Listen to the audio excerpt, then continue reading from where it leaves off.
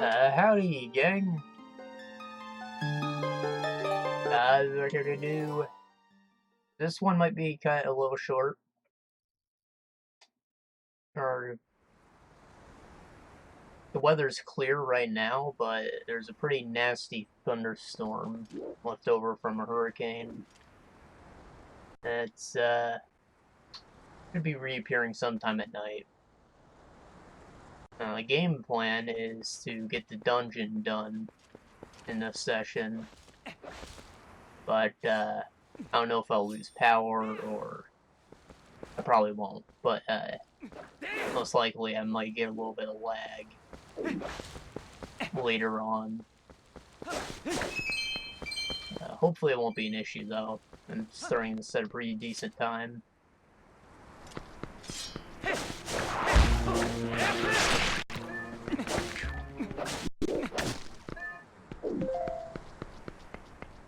So I actually do have a fair bit of things to talk about here when we hit dry patches, which is always good.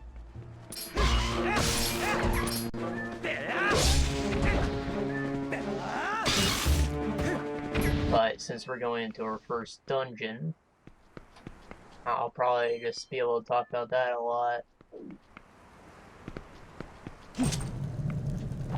I probably mentioned this before, but the first thing I ever did on Twitch was Ocarina.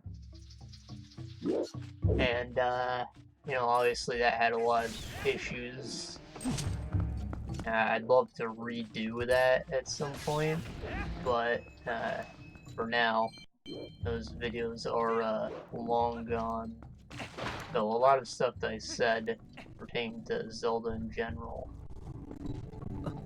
is just off the board. I only feel like I repeat myself, but plenty of design philosophy stuff to talk about there, I suppose.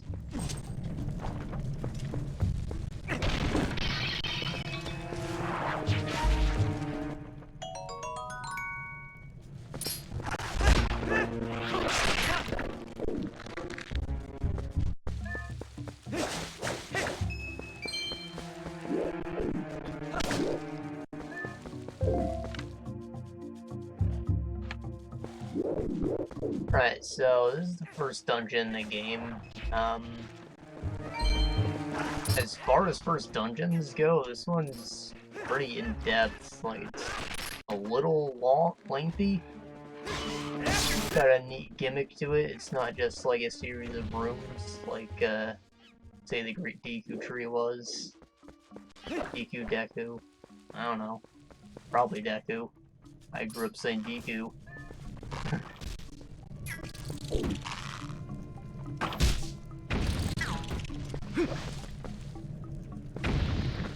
And you also get a pretty A1 item in this place as well.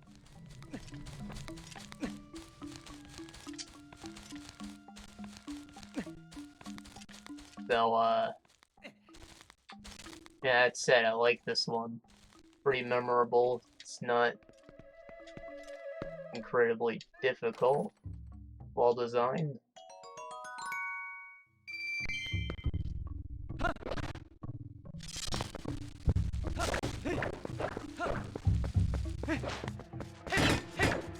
I like most of the dungeons in this game, actually. Let's see, I used to not like this game's water temple, because it was kind of confusing, but as I've replayed the game, it hasn't really been an issue for me, so I can say that I enjoy that one now. The only real issue is getting to the Sky Palace, or whatever it's called. There's a lengthy side quest feeling expedition. The only place I don't like in this game. The dungeon itself is alright. I don't need to talk about that now, because we're only on the first dungeon. Where Alright, we collect monkeys, which is just a novel concept. Who doesn't want to collect monkeys?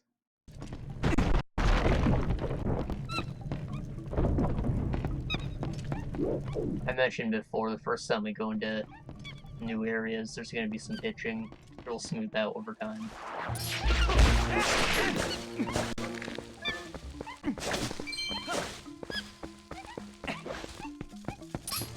Alright, so this food will actually let us take advantage of the technique that we just learned at the end of the last session. I don't think you can actually kill it, or no, you can. There's another move I haven't learned that lets me do the thing. Essentially, there's a special technique you can use to flip it over, and then you can instantly use that finisher blow to annihilate already. Also, remember bomb flowers from Wind Waker? I think that was the first game they're from. No, Ocarina, I'm dumb. Yeah, they're bugs now. Isn't that lovely? Makes a little more sense than a naturally growing bomb. Only a little more sense. Why would something just design itself to be a kamikaze?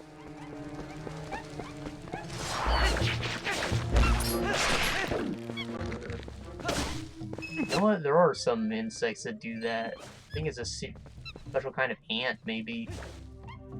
Or kind of beetle. Pretty sure it's an ant. They like swarm stuff and then they explode whenever they get destroyed, so you know, it's like a group effort. Their deaths contribute to the fight. Pretty sick, actually. Not sure if I can shoot this down or if I have to use the tool.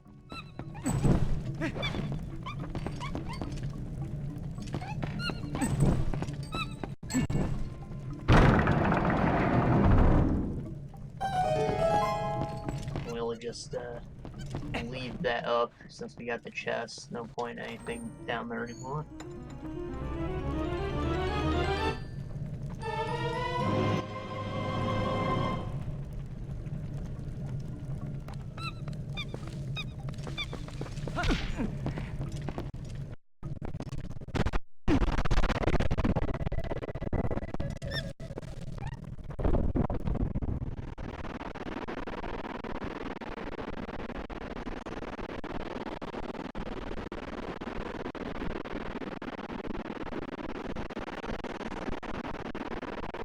Right, so this dungeon's other gimmick is wind. You couldn't tell with all the windmills around. Wind monkeys and trees. There's just a lot going on. And they already introduced the freaking bomb bugs, like... There's just so much to it. It's definitely not like a beginner's dungeon. It might actually make this a little less approachable to people new to the franchise.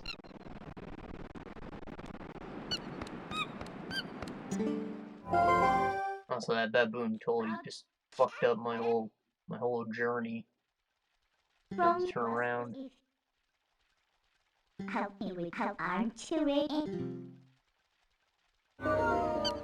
Follow the monkey, it's smart. Where's a hat?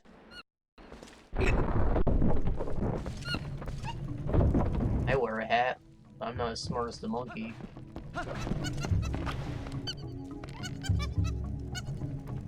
The monkey is in a barrel.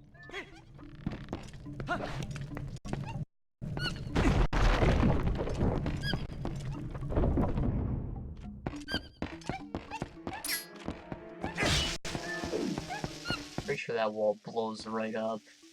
And there should... Yeah, I mentioned last episode that there was no magic in this game, and you'd think it's kind of inconvenient to not have a way to just exit a dungeon at any point. That's what this fucker's for. This unholy thing.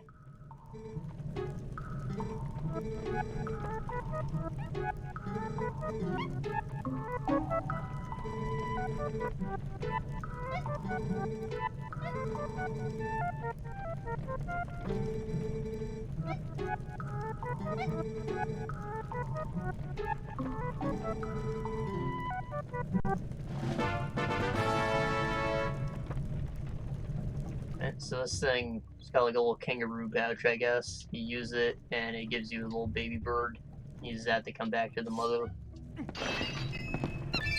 And that teleports you out of the dungeon. I enjoy the feature. I think that's a more interesting dungeon item than the other ones. Because realistically, you only ever want the map, maybe. You don't know where you're going. And the big key, so you can get whatever treasure and boss. Depending on what game you're playing. Those are the only real dungeon items that ever mattered. But now, your easy teleport out is another dungeon item that you have to find in each one. As opposed to just having the magic mirror or having Pharaoh's wind.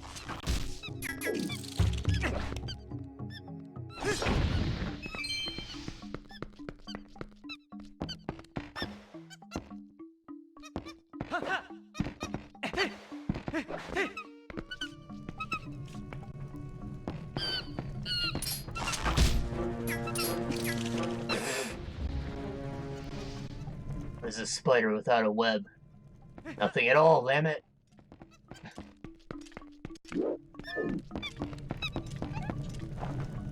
Ow. Stupid monkey. I don't have a key. Pretty sure its name's Lola. I think maybe Tallow said it earlier.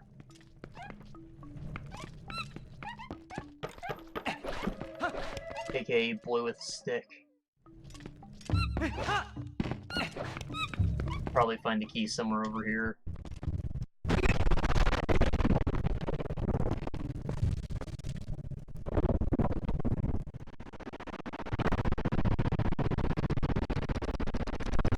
I don't think in this particular dungeon I'm ever in any threat of getting blown off. I think that comes into play in the Sky Palace I mentioned earlier, which is more of a wind-focused one. So this is sort of like a primer to that, I guess. Jesus. This is a pretty big room. Part of why the hitching took so long to iron out. See, it's already smooth now.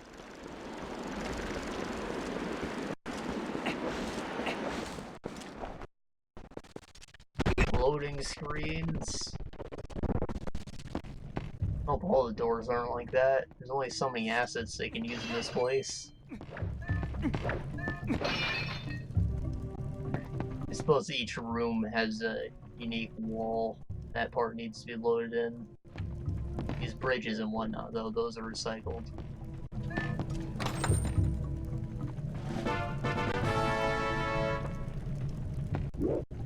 Got a key, and I have no way to turn that, so we're gonna turn around and use it on that door.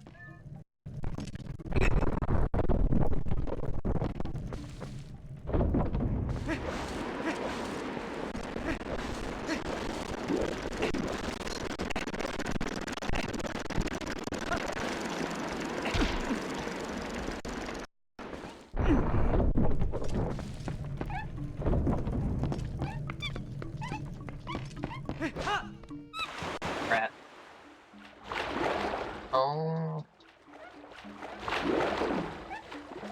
So, let's get meta. The, Slob's client that I use for recording just got a nice update, which finally added an in-game overlay for stuff, which doesn't affect you in any way, but I could now go full screen and have the chat up on most games, which is just freaking awesome, because not every game implements a window mode for some reason. So it actually opens up stuff that I've wanted to do, but was waiting to have like another monitor or something for. I think a long time ago I mentioned wanting to play Sacrifice, but that game doesn't have a window mode. Now it's back on the table.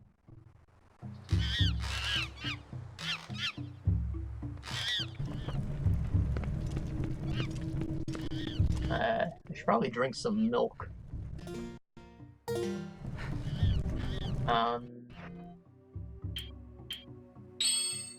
That's oil. Can't drink that.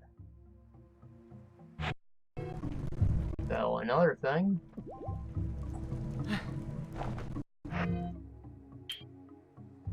Streamlabs themselves updated the donations page / tipping page.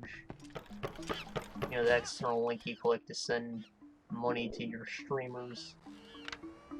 Now, it's more like a personal website for each person, which is really neat. If you're using a Twitch Prime, you get even more features, obviously, but now you can basically watch the whole Twitch stream and send donations and whatnot all from one place, which is just lovely to not have to open up a external page and maybe stop your viewing.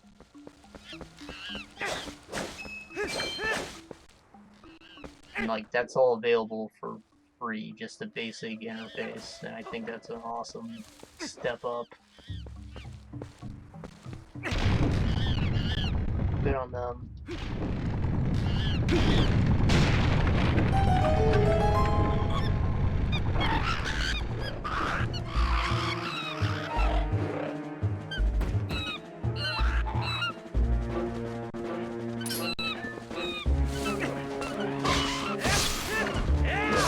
Now,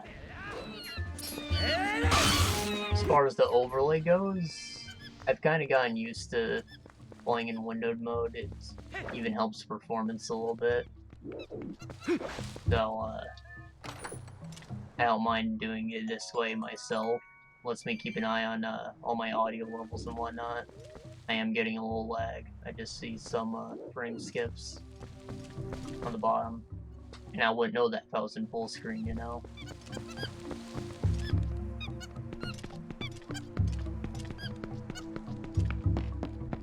So, I'm probably gonna stick with being in windowed. It also, by having a defined window size, it helps me to prevent stretching on the actual video. For downscaling, upscaling, that kind of thing. Because if I was in full screen, it would go from 1080 and then I'd be stretching it to 440, 1440. And it'd probably mess with things, even though it's in the same aspect ratio. Also, do work on the processor, which would make things just all the worse. Not that I'm using any more than like 10% at most of mine.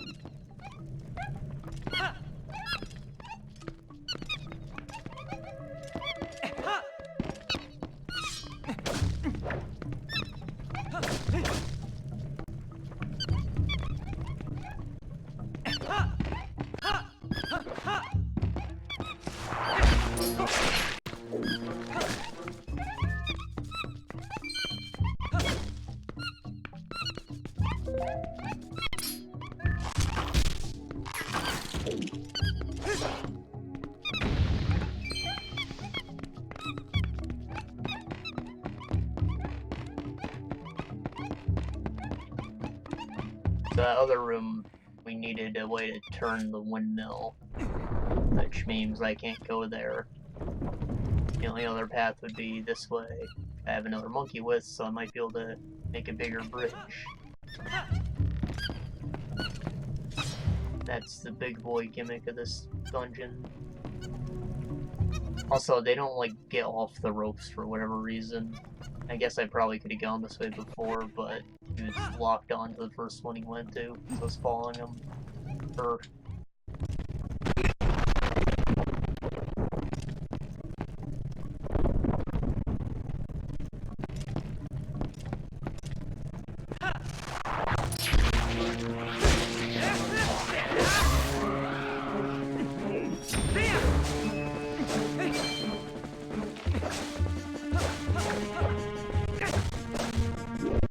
like that the piranha plants, I guess you'd call them. I never read the manual, I don't know what they're called. I like that they look more like, dangerous, fleshy. They look carnivorous, not like just plants with chompy teeth. These things too. Pretty sure they're unique to this game, or... Yeah, they are. I just like the way they look. Kinda gross.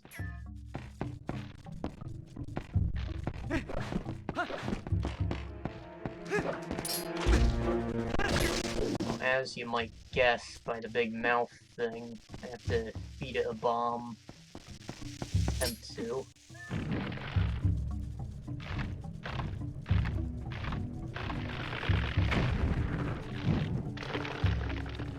I don't think that actually helped me, it just made that a little safer. There was one down below though, and looks like I can drop it in up there.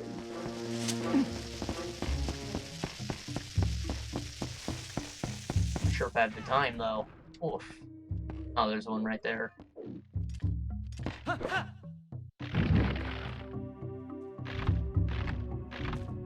Ouch.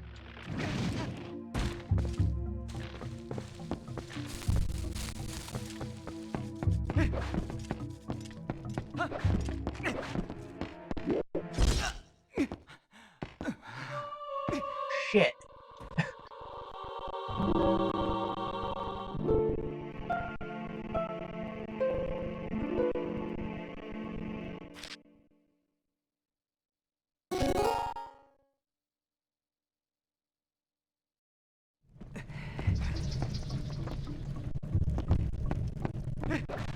I don't know, it's a generous checkpoint. I don't think it normally starts doing the beginning of a room.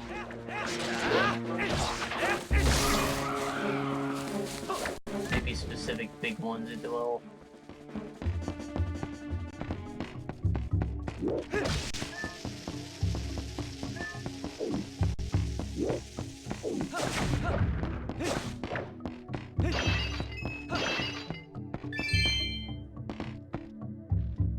So, I could have just messed that up, but I'm not sure I want to risk it. Kind of forgot we were doing hero mode. And a lot of milk. I can go and buy a potion outside, but I'd like to wait a bit before I do that.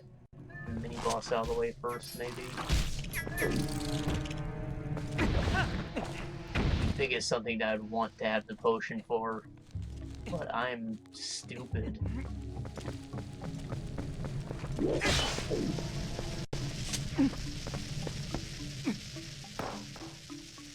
I think I have to gently drop them. Also, let's not get contact damage.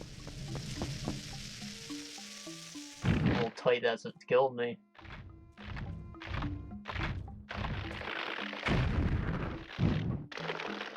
Not sure what's in that chest. Well, we're gonna find out. I would have loved to jump, but I'm gonna play it safe.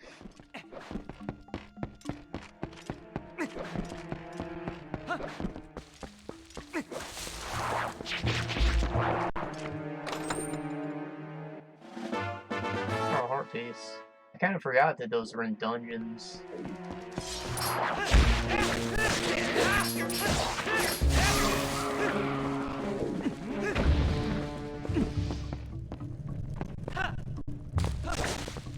So, I'm in favor of that decision, I suppose. Normally in the dungeon, all you get are the dungeon items, keys, and, you know, the one treasure. Otherwise, it's like some extra rupees you might find. Having heart pieces on the table gives you more incentive to explore the actual dungeon and do the extra puzzles. So I'm in favor of it. I did mention last time that I didn't necessarily like that they upped the heart intake to 5 instead of 4, but with them being in dungeons, that kind of justifies why they did it. They just put more heart pieces in the game than usual.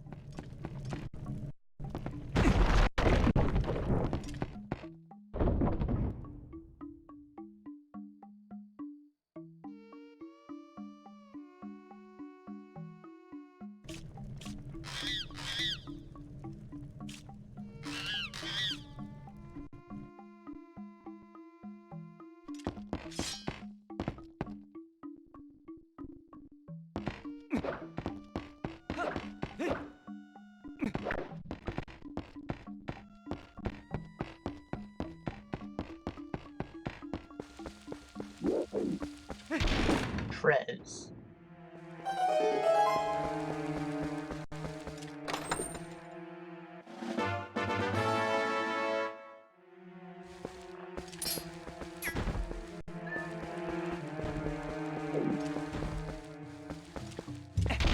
I don't think I have the memes to actually deal with those things quite yet, so I might just have to run by. Or watch my step at least.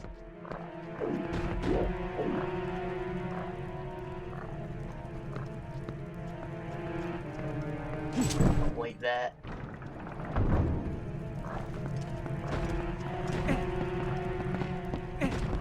I need to raise one more. I also need to lower all these. Probably no heart piece in there. Since it's a fancy chest.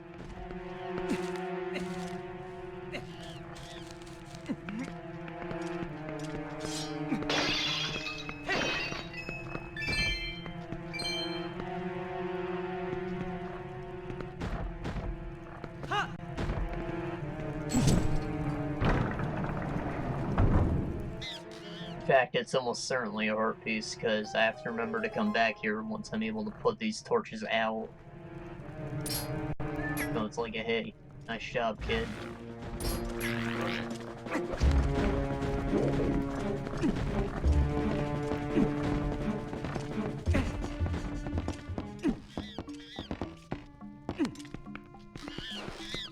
Whoa!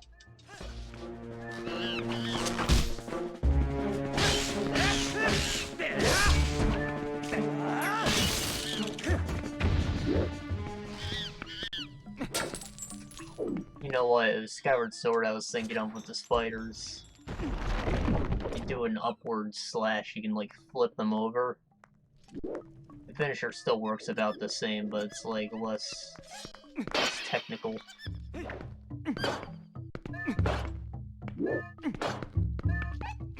the damn pot. There's not even hearts in it, but this is a dungeon, which means fairies can be found. That's the one reason I should still break open jars while I'm in dungeons, at least.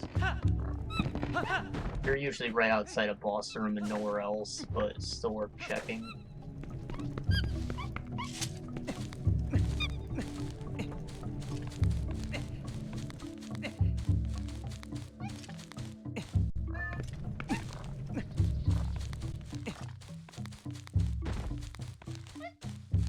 Look at that fungus, or whatever that's supposed to be. Really pops.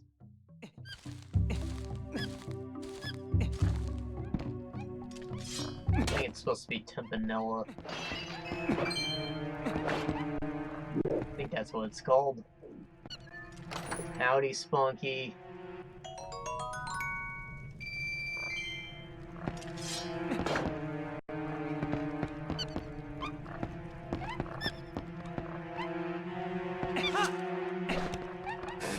Dive into that log.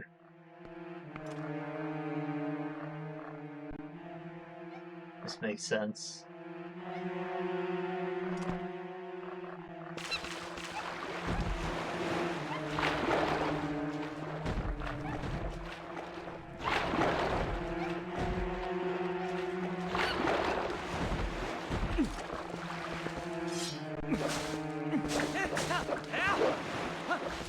No, sir, no undies, but I literally get paid tomorrow, and I don't think there's anything in my way at the moment.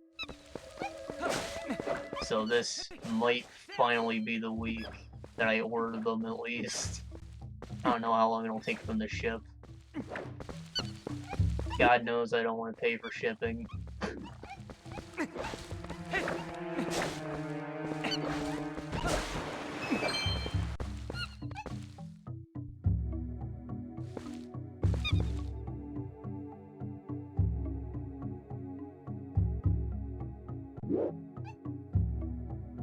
I think I'm supposed to do something with that log at some point.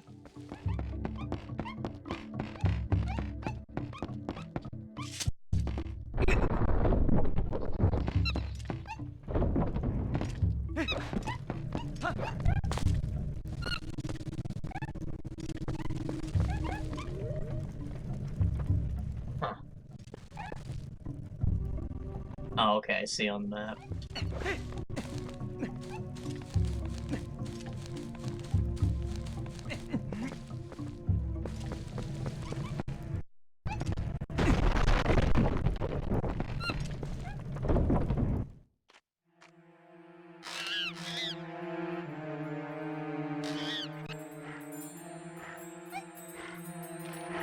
Is this the mini boss? It is. I ate my shiny key.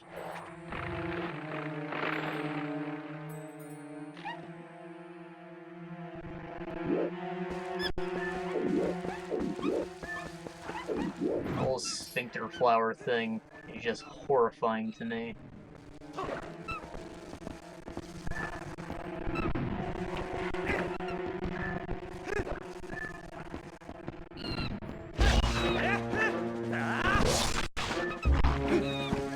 I'm sure the head goes down easy enough. Just messing with bombs, that's the issue. It doesn't even grow back or anything. Just like, good luck getting the bombs in me in time, guy.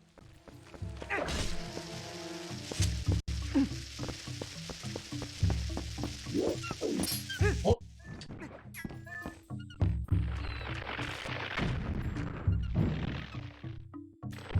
Huh, only took one.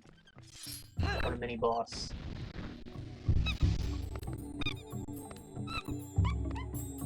Shiny key! It's even shinier than before. Except not anymore.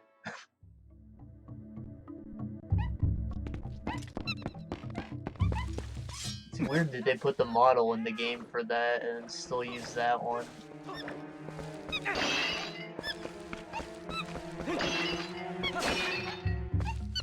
Not model, texture. Same deal. Same old key. Just shiny. Save Angry Monkey. He's doing the monkey meme. I love that clap.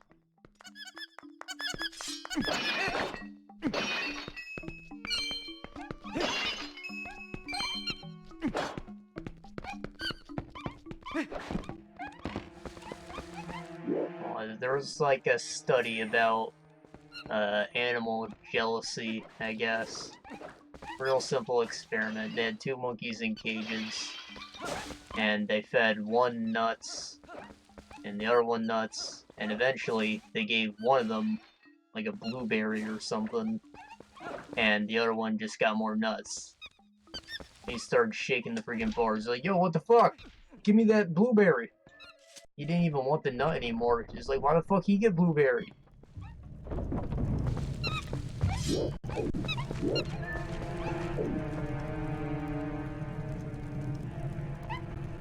That's what the chimp looked like.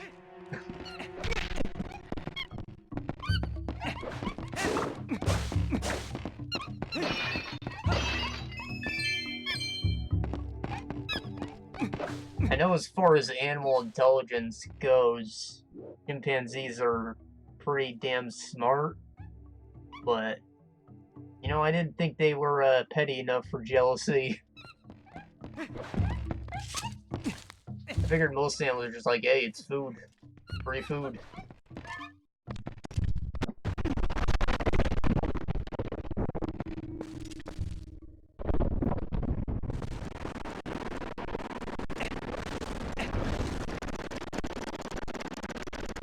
wind's already blowing this one, so I might be able to get past it. Unless they're on different cycles, which they might be. Hard to tell.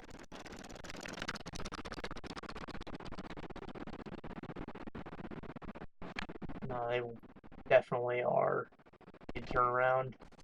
Turn away from the leg. Spooky room.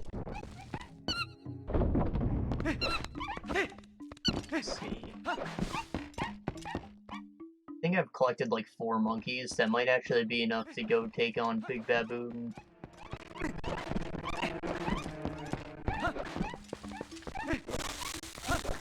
Big Boss Baboon. Naked Boon.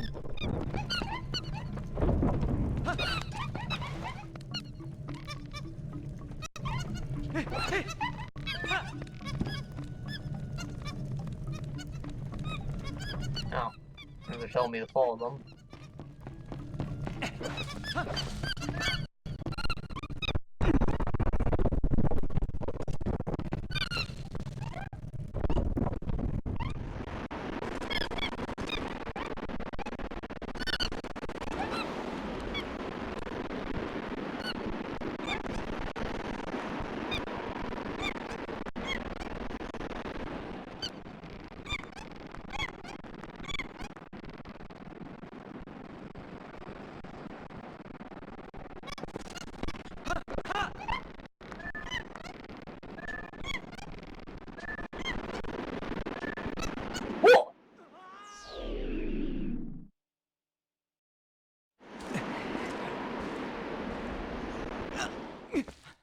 Oh my god.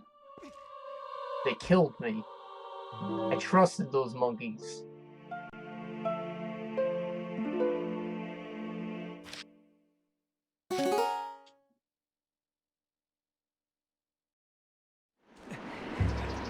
Nah, I'd probably be wearing them.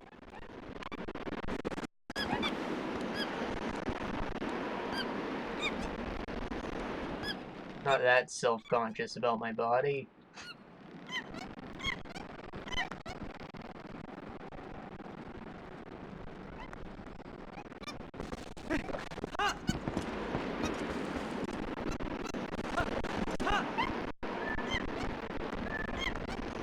Oh no. Oh! Damn monkers.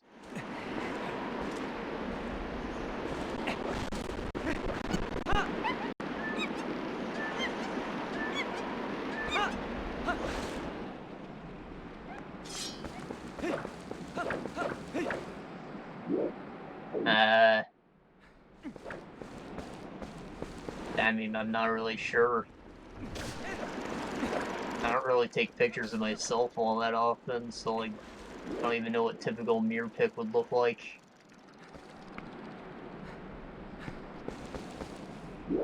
Not a very vain person. I barely ever look in the mirror unless I'm like trying to get something out of my teeth. Or shave.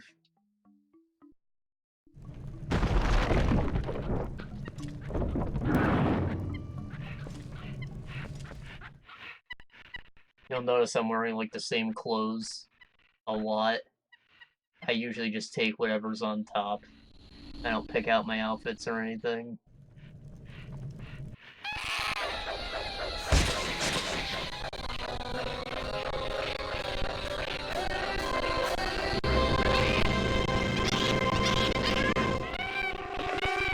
Good ass.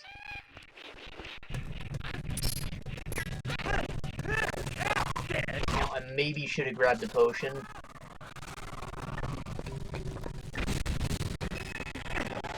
Oh well, we're in elite mode.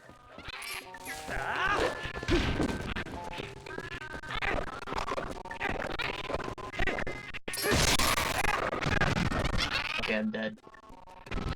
Let's go grab a potion.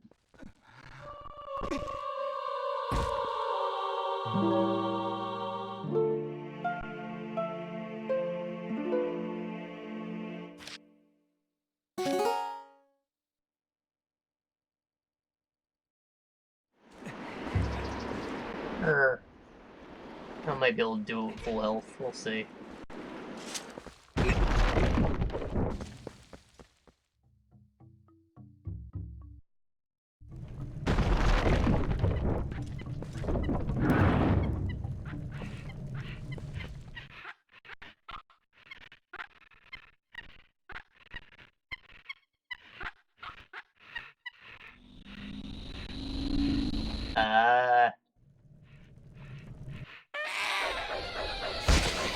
Probably not a back. I feel a bit weird about doing that. I have to shrug a stupid pose to get it. Might get some side profile.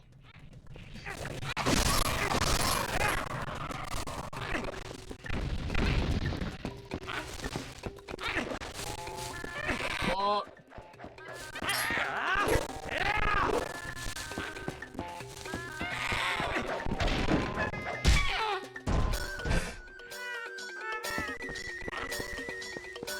Ass.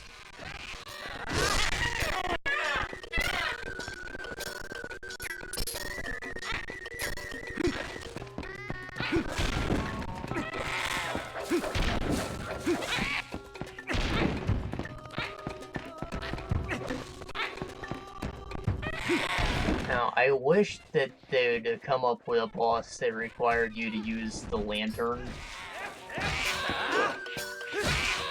I'm not sure what that would be. Maybe some kind of big spider and you'd have to burn his webs down.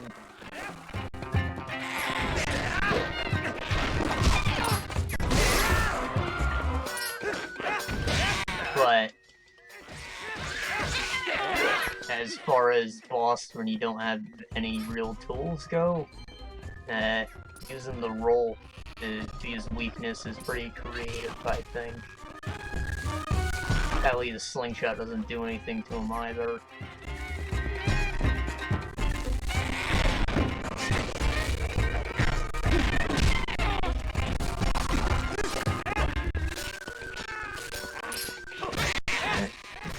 Of course I'm okay with Eddie seeing it. I'm freaking putting a picture somewhere on the internet. It's going to be there forever. Everyone can see it.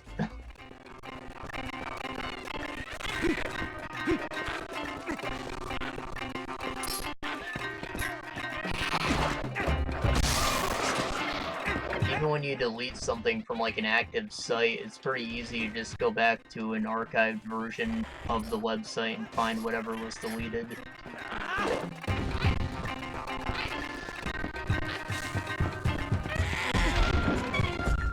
The internet literally cannot be erased.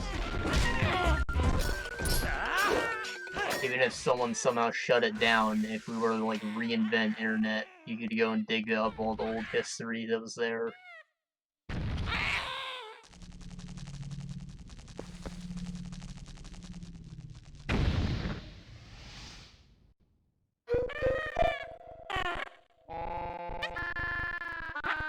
Big Monkey was a good boy.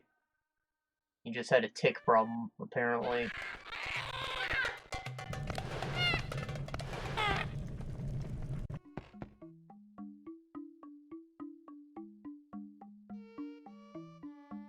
I also did not cut his ass off.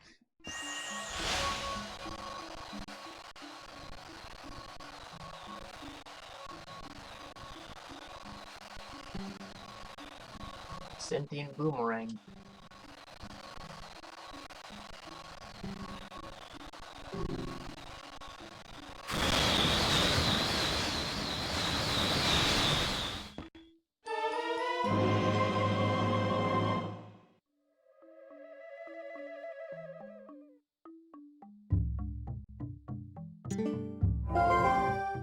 Yup, if you need, I'll keep you waiting.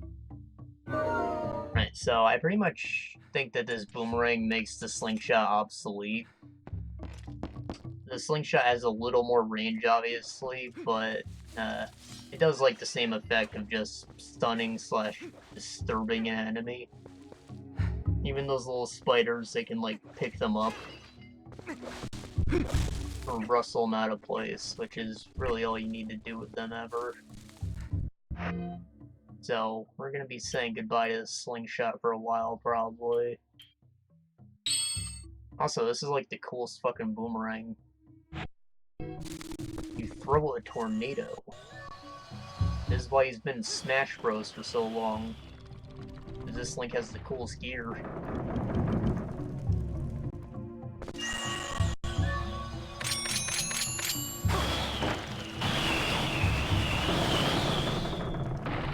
I think I can only do it one at a time, but rule of threes hopefully make this less tedious.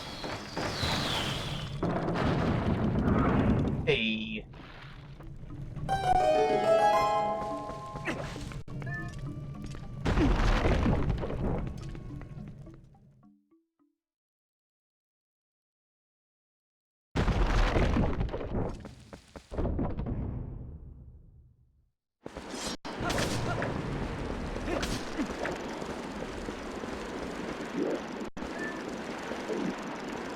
So now we have the boomerang, I can force these to go without having to do any waiting, and I think that is just fantastic. You can also knock down stuff that's up on webs and put out fires. This thing is a real Swiss Army boomerang.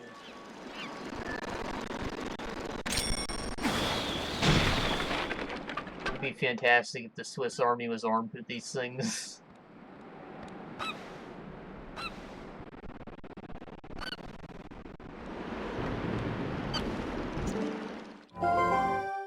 Build anything with it, I think. I like your logic, Midna. Already saved some monkeys, so you might as well save them all, right? Oh, I thought I was past the lag. Shit. Whoa! That might kill me.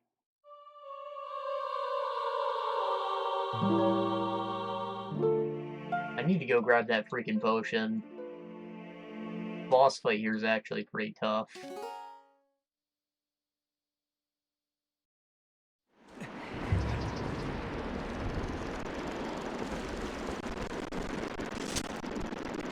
The fight itself isn't super complex. You just have to survive.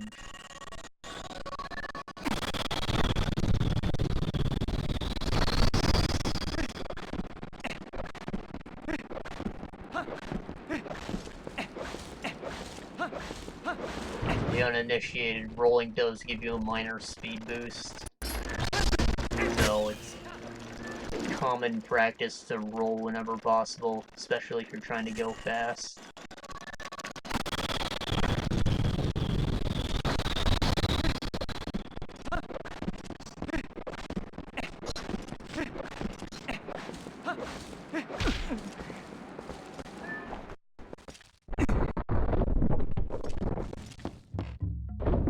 Sadly, there is no bunny hood in this game.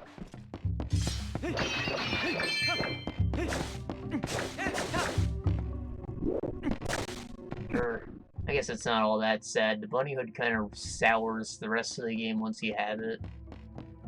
Because whenever you're not wearing it, you're going slow. You just get so used to doing everything with it on, it's terrible.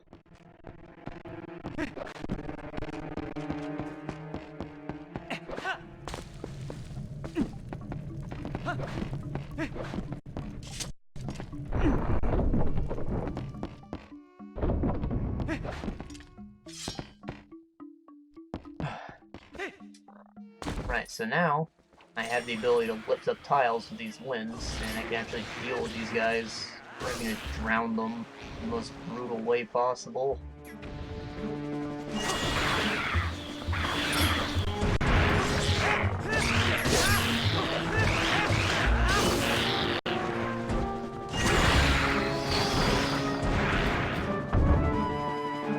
I love those mini cutscenes.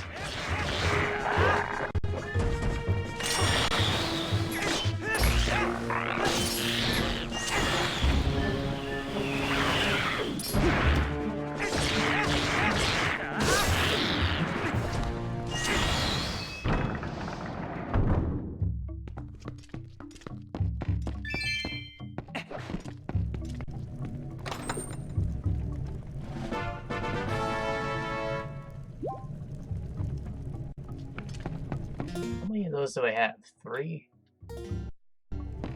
I doubt we're gonna find 2 more in this dungeon.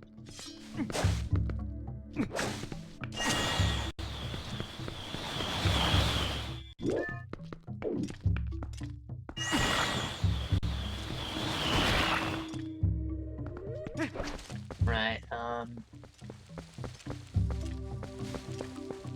guess we're gonna go out and grab that potion finally.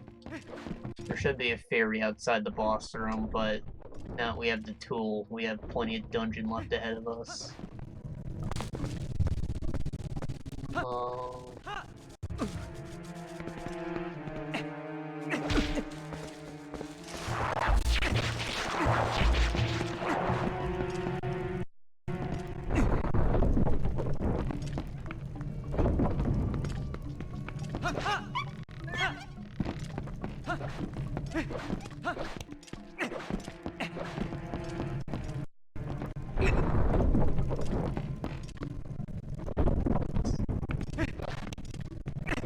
Oh, so I finally finished Blood and Wine. Now I have my final thoughts on it to share with the world. So, content-wise, definitely worth the money. It's got a whole new area that's pretty damn massive. I think it took my character from like level 35 to 55, which is fucking nuts. You only like the level 30 by the time you beat the game, and I got like another 5 levels from doing Hearts of Stone.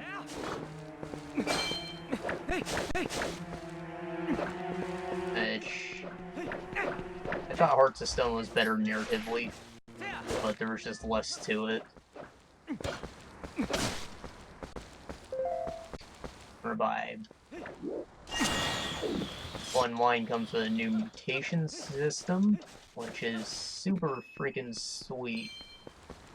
Because in an unmodded version of the game, you only have so many ability slots, and investing your extra skill points into this instead of skills that you aren't going to have active actually gets you more ability slots in addition to a super unique perk.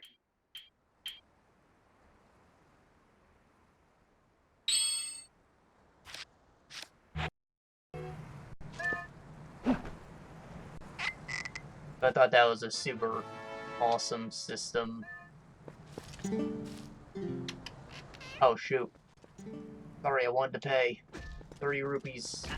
Shit. Shit.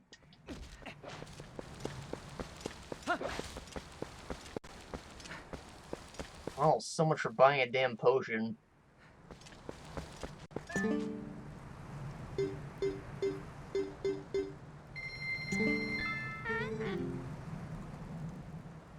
Now I have to drink it and buy another one. This is a dirty birdie.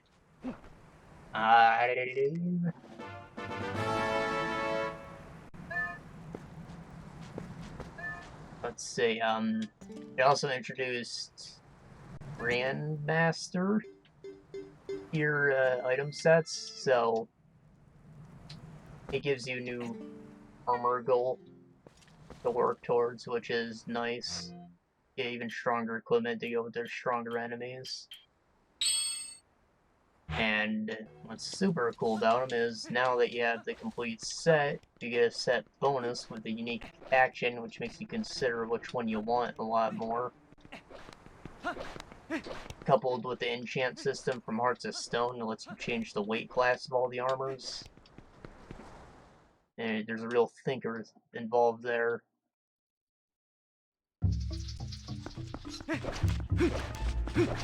Personally, I opted for the cat skull gear because it increased your general damage output. I was already playing on the hardest difficulty, so I got my ass beat regardless of how much armor I had. Otherwise, I'm normally more of a medium gear type guy.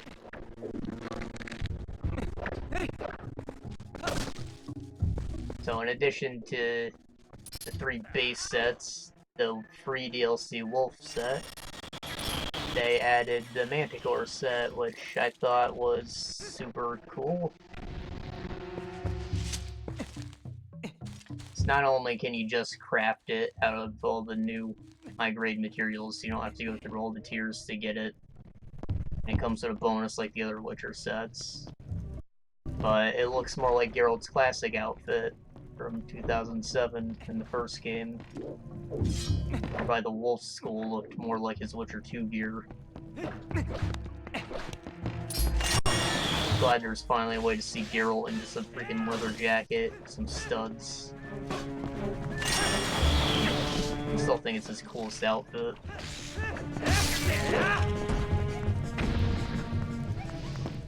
And there's even a couple additional sets just lying around. Like, there's one that gives you lifesteal of all freaking things.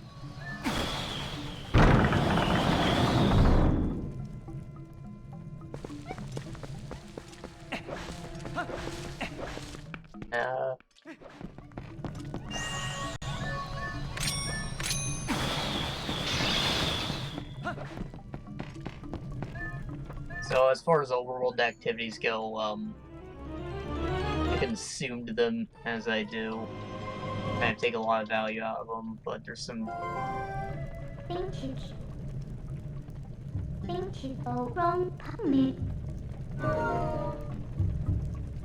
They definitely put a little more thought into making them a little more interesting than the ones in the base game, I guess.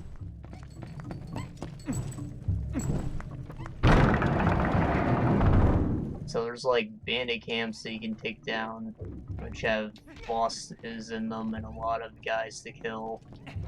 You get paid for doing all these things. They're knights to rescue. Real neat stuff. There's even a couple hidden side quests that you can stumble a boss.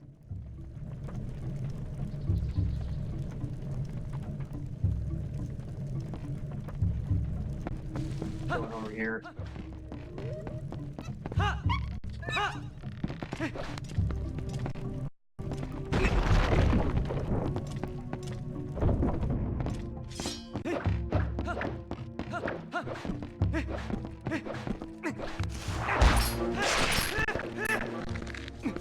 Now,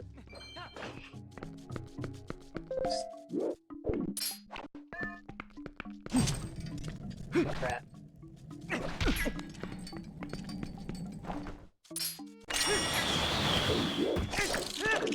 So story-wise, I didn't think it was anything super special. I went from point A to point B. We saw Duchess as kind of a bitch. But then again, she's also paying you a fuck ton of money and you're not doing your job well, so hey. The story actually has 3 endings, which was a lot more than they had to do. Good on them for that.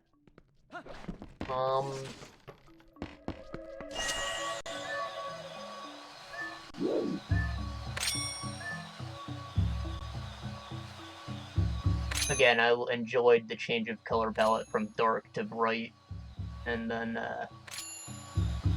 the world played a lot with, like, fairy tale tropes and put a dark twist on them, like Grimm Brothers style. I really enjoyed. There's one part where you can go into, like, Rapunzel's tower and you just find that she freaking hung herself with the hair because no knight came for her.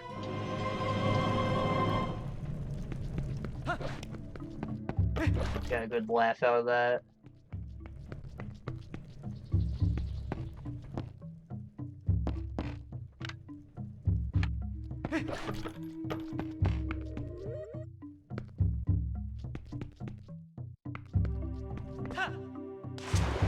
Oh my...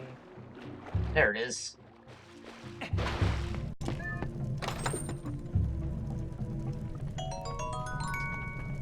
And, assuming you went for one of the games, or one of the expansion's good endings, you get probably the most awesome boss fight in the whole game.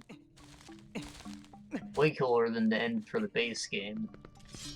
No, I had a real good time with that. Overall, worth the money, but if you're just, like, looking for a solid experience, I'd recommend Hearts of Stone over that, if you weren't buying all the DLC in one.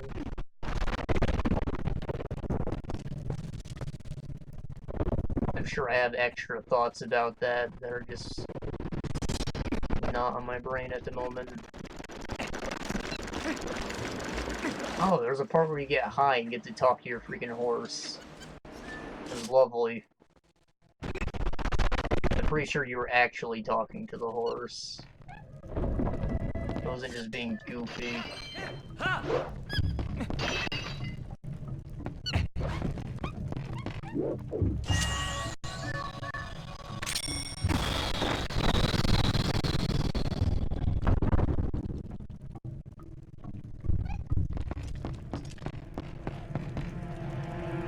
Red dot, I think that means monkey.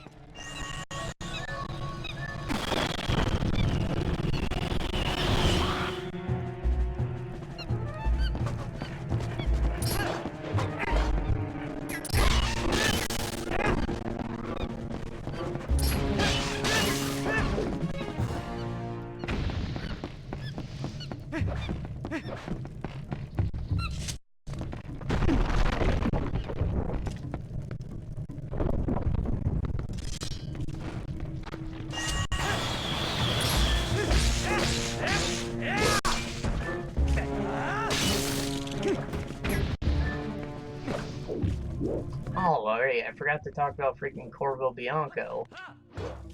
That's like the last major feature of the expansion. You finally get a freaking home for Geralt to retire to. It's nice to have a place to be able to come back to and get, like, buffs. The buffs are honestly a little OP, but you have to sink a lot of money in to get them, so that's somewhat acceptable. Plus, it's all your choice to use them. That's a thing. It's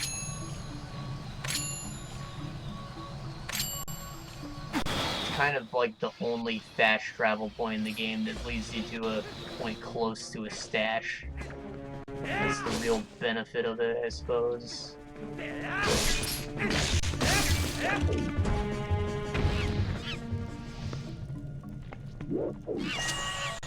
I just like the idea of Geralt finally having a home, though.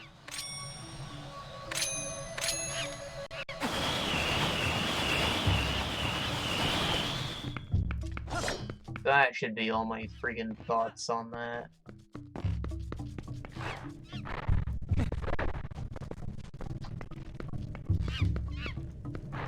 If I take out my lantern, I'll burn the floor beneath me. And I think it might be this one. I'm trying to drop onto, like, a pillar in the middle of the room. There we go. The other webs would just put me on the floor.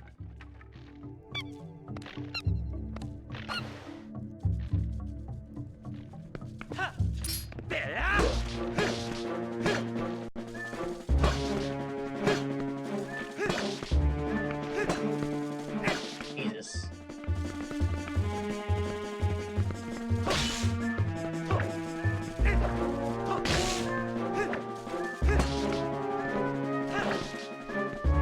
Alright, they never really give you a tutorial on blocking, so I'm gonna shit now.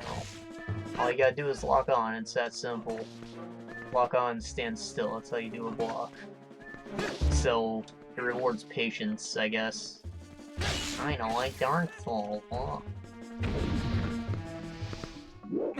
If you keep swinging away, you're gonna get hurt. There's some attacks that you can't block. You usually see them coming. Otherwise, that's all you gotta do. Nintendo said they took a lot of influence from Zelda 2 when they made Ocarina of Time's combat. And that's probably just what they meant. In Zelda 2, you'd have to stand still to block as well. Honestly, kind of unheard of for a side-scroller to be able to block. Like, that's crazy.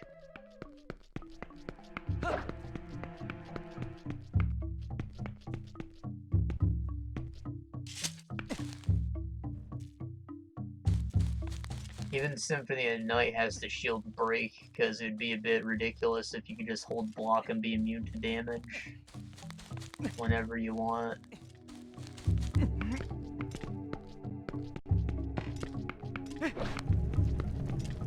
I guess that's the two ways it's acceptable to do it in a 2D environment. Make it a skill-based thing, or you have to be patient, I guess. It's not really a skill-based thing, is it?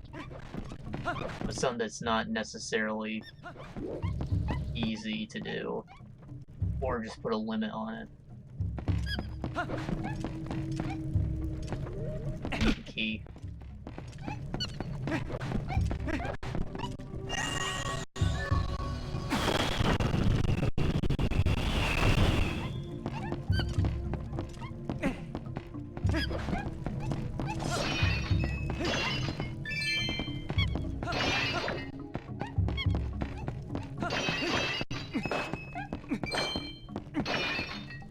Now when you're in 3D, that all completely changes.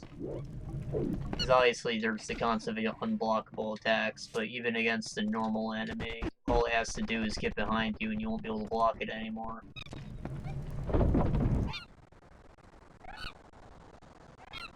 Which is the way it should be. But it kind of brings up a flaw in, What you do? well, now we have an actual reason to get the monkeys. The number of platforms over here tells you how many you're missing. There's thematic, I guess. Looks like I only need 2. Anyway, so that's how basic blocks should be in a 3D game. But it brings up a major flaw with the Fable franchise, which I'm mostly a fan of, but I won't argue that I don't like the way their blocking works. So in Fable, all you gotta do is hold the block button and you'll block from any direction. It's that simple. Unless there's an unblockable attack coming at you, you can just block. It's that easy. You just like... It looks stylish, but still, it's fucking... It's stupid. It makes you feel like a baby.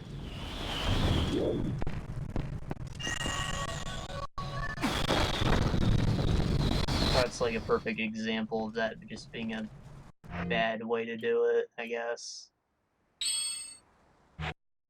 Maybe if there was a stamina bar that went down when you blocked or something. A reflex gauge. Again, applying a limiter, like, yeah, it basically brings in the 2D problem of being able to block whenever, then. And the solution would be to limit it.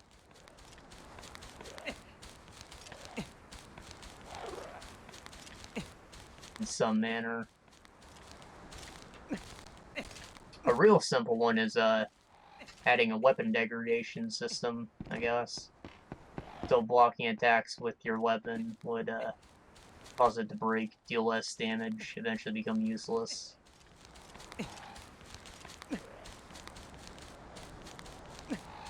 So if you're gonna go with the block from any direction approach, that would probably be the ideal one. Like, forget what I said about a stupid reflex bar.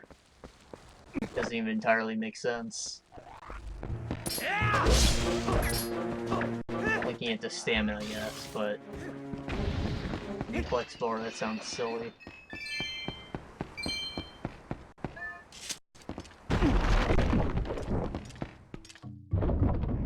I'm going to assume that chest has a key in it, because I need a freaking key. Also, there's a monkey nearby.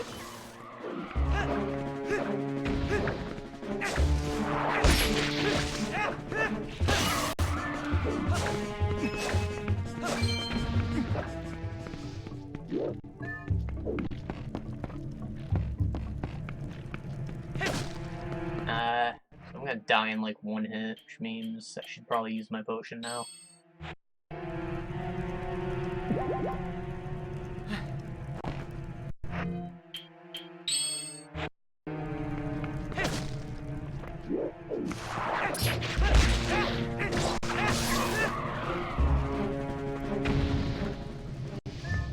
Right, so more talkies. I started playing Frostpunk, which I picked up during the sale for like 15 bucks. Shit, didn't drop. So for those of you who don't know, it's a city builder slash survival game about sort of never-ending winter. That's the whole premise. It's cold as fuck and it's only getting colder. You have to figure out how to survive against a very harsh environment. There's no combat or anything like that. Which, as far as RTSs go, it's always been more my speed. I always enjoyed ANO. More of like a competitive economics game than actual combat. The Settlers is really fun too. Even though the Settlers has a small combat component as well as ANO. It's generally not the way to victory.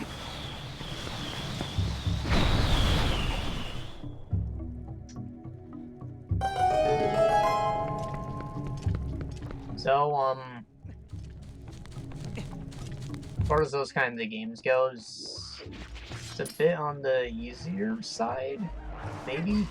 I am only playing it normal for the time being while I'm working, but, I don't know, systems are all simple enough. Manage people as a resource. I don't know what the hell's happening here, I think I have to come down. The only thing you ever really have... No, I lied. But people are a resource and people don't reproduce. I think children eventually grow up, but it takes a very long time.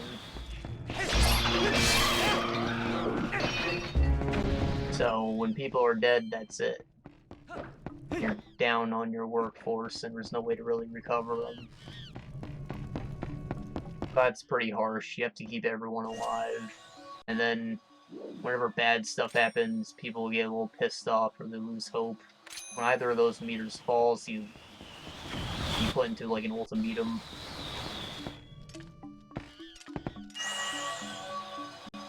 So I can definitely see it being harsher on the harder difficulties. I just haven't gotten to them yet. I did one run of the main story, which I one take jaked, but I also didn't do great. The last minutes were kind of just me watching everyone freeze to death until a freaking major storm ended. I lost like 100 people there. To be fair, I took in a lot of super injured people I wasn't really equipped to take care of. So those are mostly who died, but still.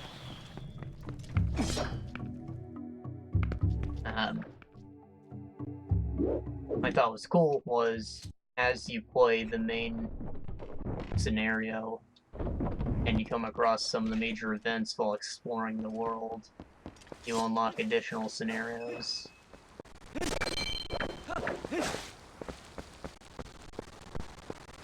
Based on the stuff that you found. And, not only do those scenarios have, like, unique premises, and sometimes even unique buildings, unique goals, but they also serve as, sort of learning experiences, because they all have their own unique challenge to them. There was one of them where a goal was to make an autonomous city, meaning you don't rely on people to do the work. And it forces you to sort of learn the benefits of the expensive automatons. I really enjoyed that playstyle.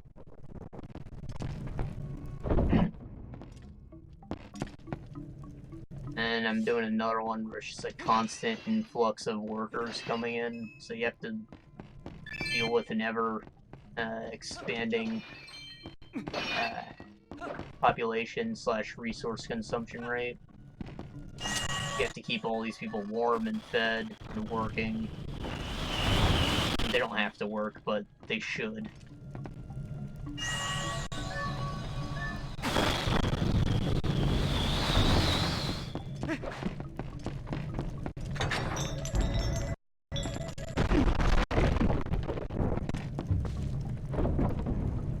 So in some ways, having like a more complex town slash taking the moral approach and saving as many people as you can is a bit of a detriment to yourself. It makes things a lot more difficult in many cases. There's a real sweet spot with your population. You want to have enough people to do what you need to do, but not too many to consume all your stuff.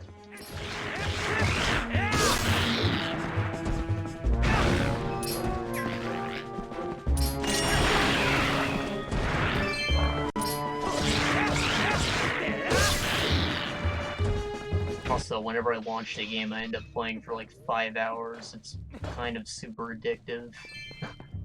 It's been a while since I've had a game like where I had that much of a problem with it. I just lose time when I'm playing it.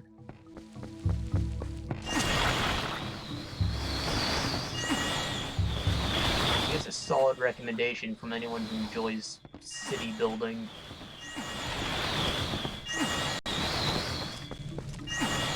I know SimCity's a game, I've never actually played one.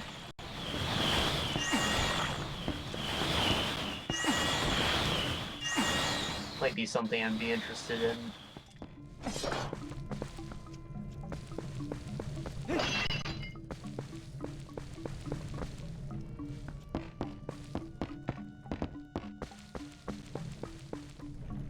So, as far as the competitive economy type RTSs go, I've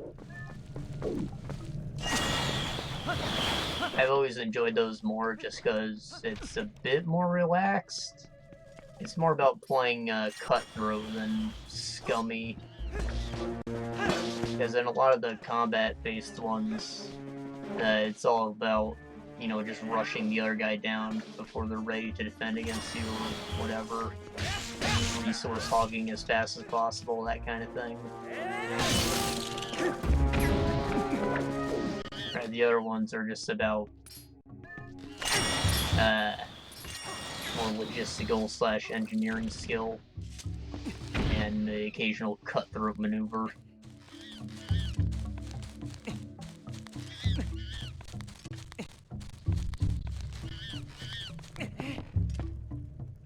Plus, it's a lot more, you still have a fun time in those kinds of games if you're doing like a versus type deal. Because the core of it's still just building a city and having fun with that. Staying afloat feels good. As opposed to just getting stomped every match you join in, and you're trying to just play some freaking Warcraft 3. Because you're not meta enough. I love Warcraft 3, but I love it for the campaign. Same goes for Dawn of War 2.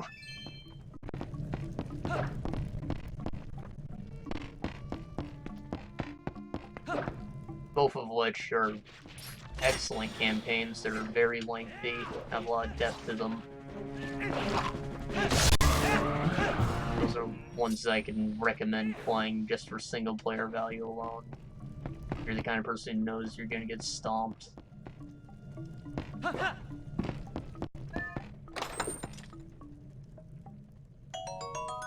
20 rupees. Is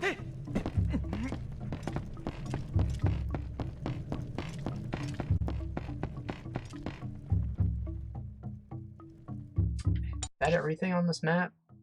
I think so.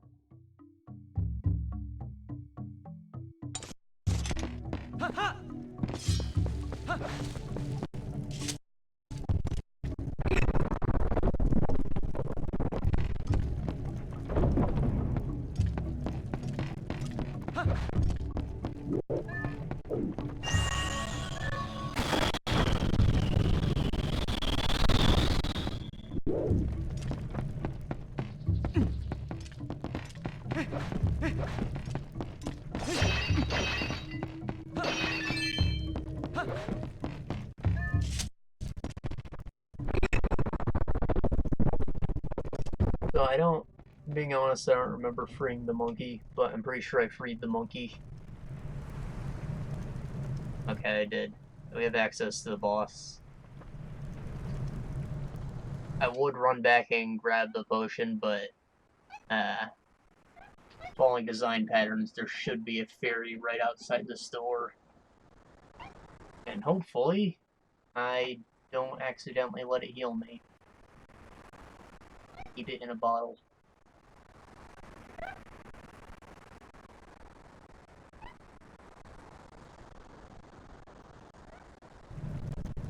So, did this dungeon have a big key? It did. I have it. I don't know why I'm like not paying attention to the game while I'm playing it.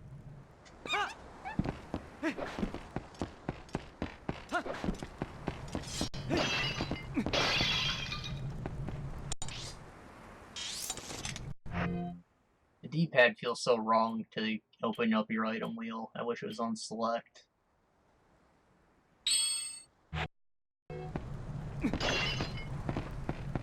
Show me a fairy.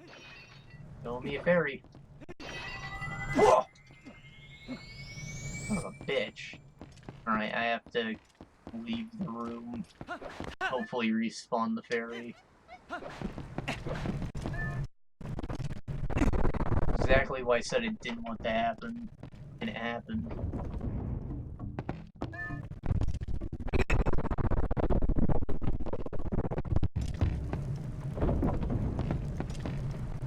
Also, I'm so close to having another heart. It's saddening. Did you see that? I like warped back up into monkey hands and still fell.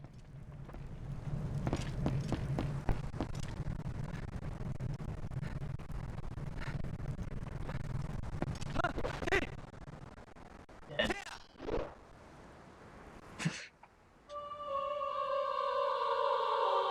Should respawn me at the door, it's no big deal.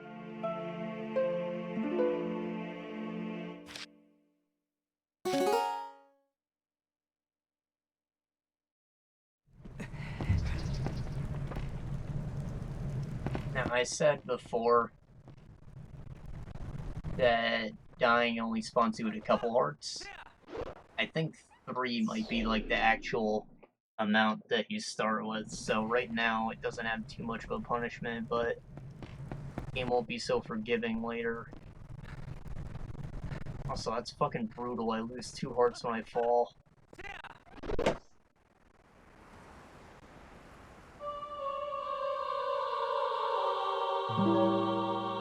I'm sure in the official hero mode, the damage is only doubled on enemies, not just like a general double to all damage you take. Kinda lame that falling does that to you. Terrible at depth perception with this. Ah.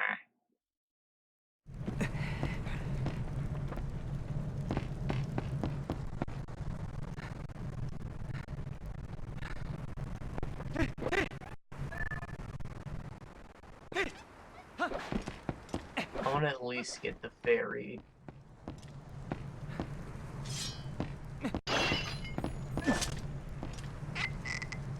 Alright, fairy has been scooped. Me dude.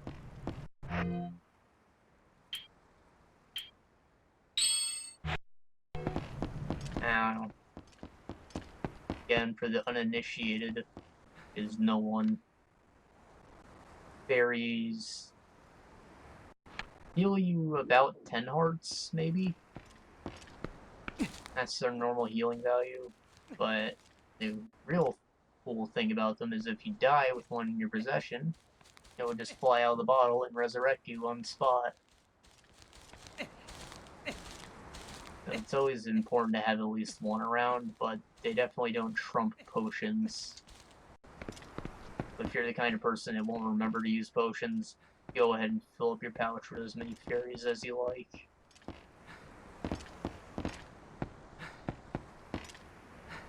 Or as many as you can hold. It'll be like 4 maybe. 3, 4.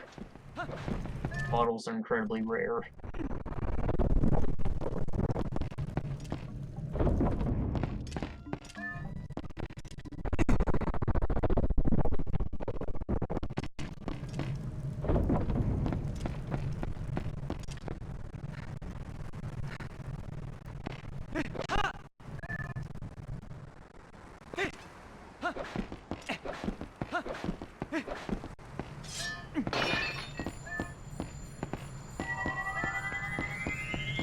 Okay, now I get to fight the boss.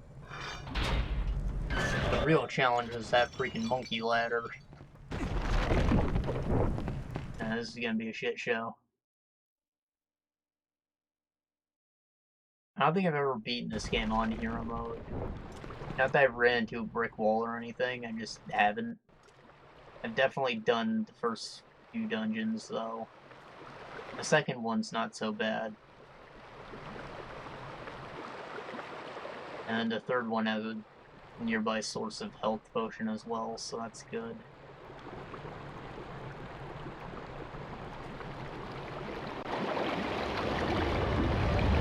Really just these beginning phases when you don't have health.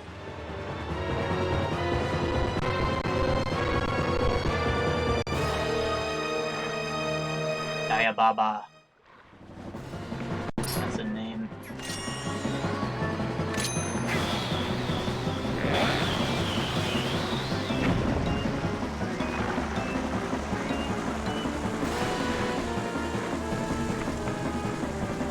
If only it were this simple.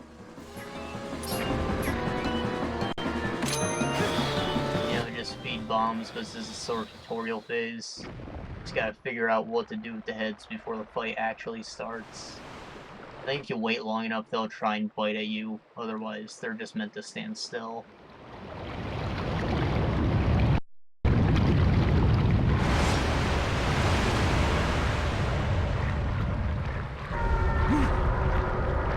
it's kind of neat. This thing's like the parasite that's infecting all the water here.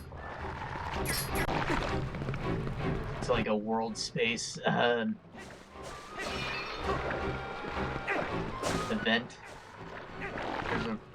We see a change once we finish the temple. That's what I'm trying to say. It's not like we just went in here and nothing else happened. Like, we clean up the forest once this thing's gone. Which feels good.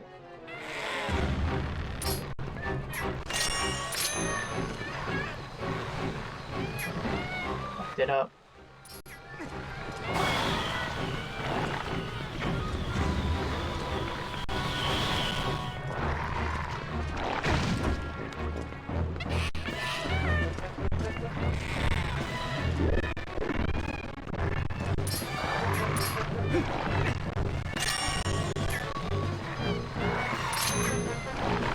Damn it.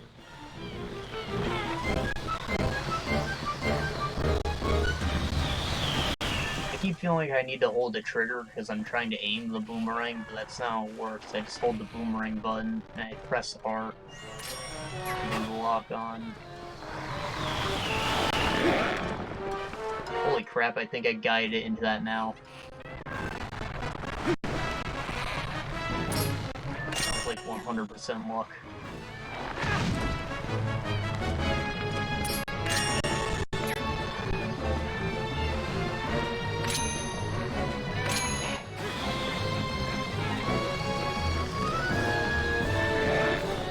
Okay, it dodged it, so it still feeds it to him.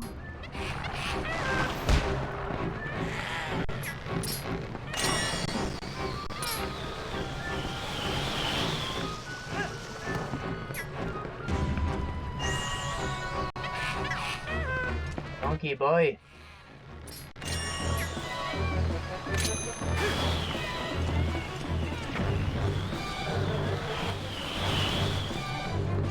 Got to him too late. This is only phase 1. I'm pretty sure the main head does attack. Just not happening yet. Easing us into the fight.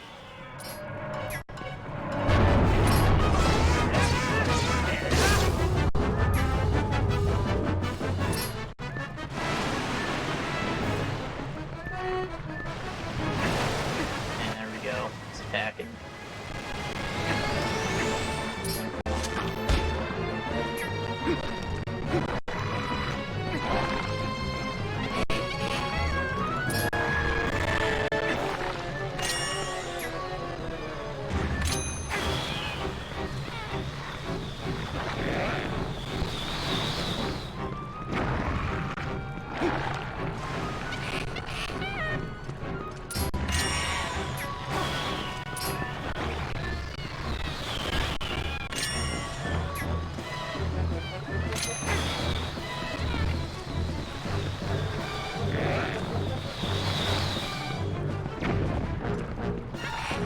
playing it so safe because I can only get hit like twice.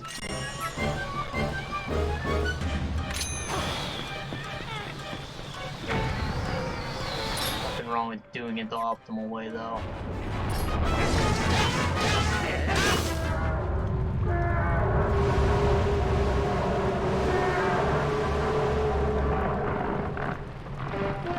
Huh. Wolf 3s, I guess. I thought you had to fight the main head more than that. Oh, that didn't go so bad then.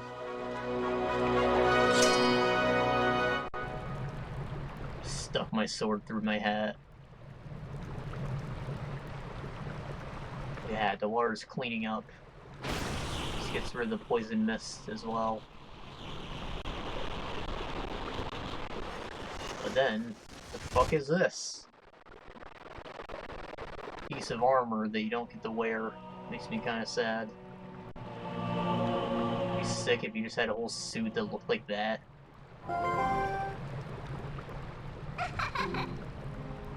That'd be the skirt piece of it, obviously.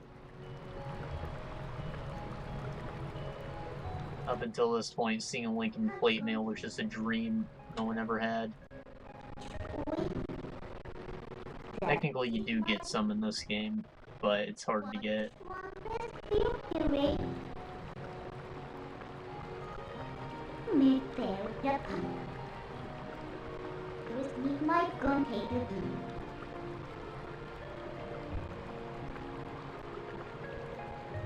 What is the fair kitten? What break? So I talked about how this game is still linked to the bash structure-wise. We have to collect the 3 MacGuffins before we can move on to the hard part of the game, I guess. In this case, there are a few shadows instead of pendants of whatever the hell, or gems of whatever the hell is unique, I guess. I think points on them for trying. Didn't really tell you what the hell the few shadow is, but it does come into play. It's not irrelevant.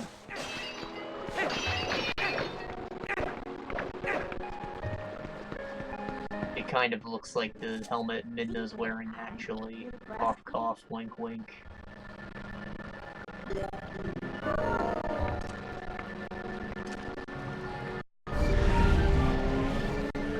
Really, they do no other explanation of what the hell it is, so I guess you're just supposed to put that together yourself. I'm not spoiling anything, I guess, because anyone could have noticed that.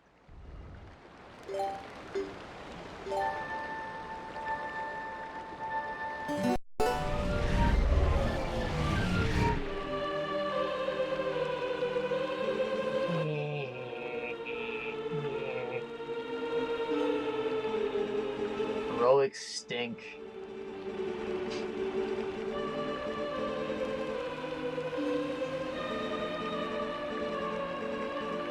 Leave these woods and go see the east, where you will find the land protected by the spirit Eldin.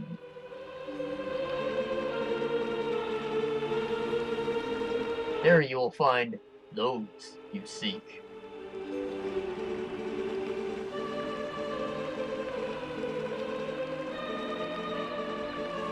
You know these lands lie in the Twilight Zone.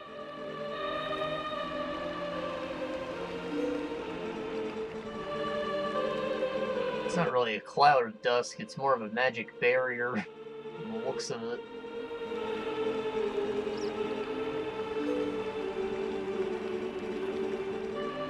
Basically saying, go repeat the formula, go do wolf stuff, and then free the Twilight. Remove the Twilight. Go into Eldin Province, which means Fire Zone, aka Death Mountain.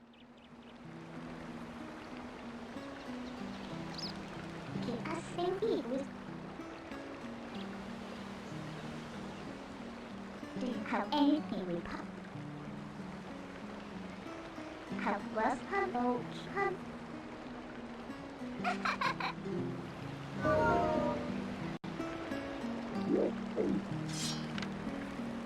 Barrow's thing is fire. Elden's thing is fire, Pharaoh's thing was wind, and that's why there was so much wind all over the forest dungeon. I don't know why that part of the map's still purple. I'm 80% sure it's actually clear.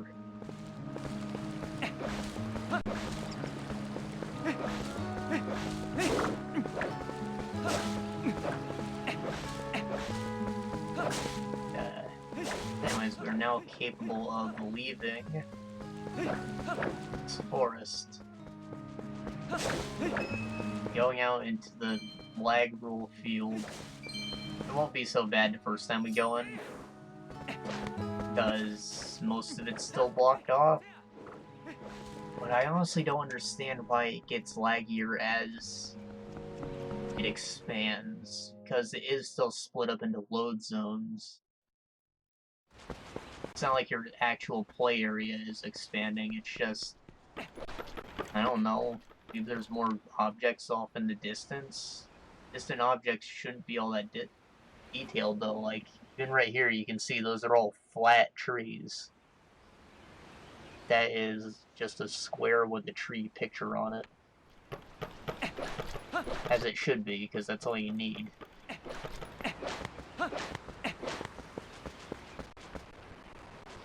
I don't know, I guess once the Twilight barriers are down, there's just really high detailed meshes in the distance, like the castle.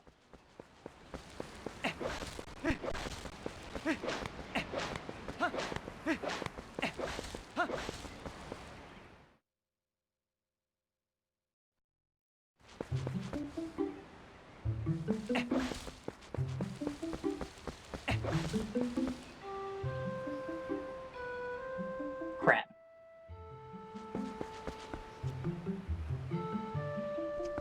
You know, I can check the basement. I think that's rupees, but it could be a heart piece. I came back here to try and do the ranching minigame, but I don't have a horse.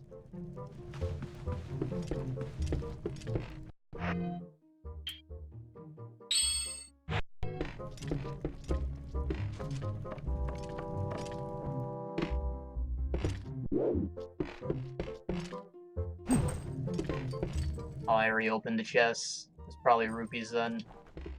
Is that TV?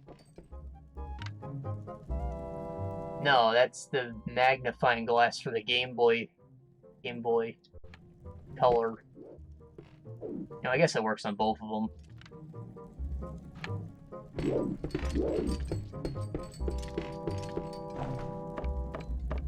Hey, what's up, Walter? Or is that waiter? No, it's Walter. That's an L.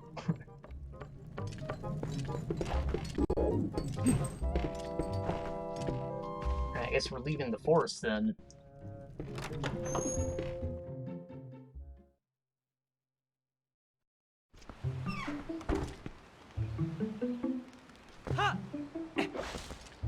It's a mirror. Nonsense. Why would you put a mirror in the dark basement? You can't see out of it.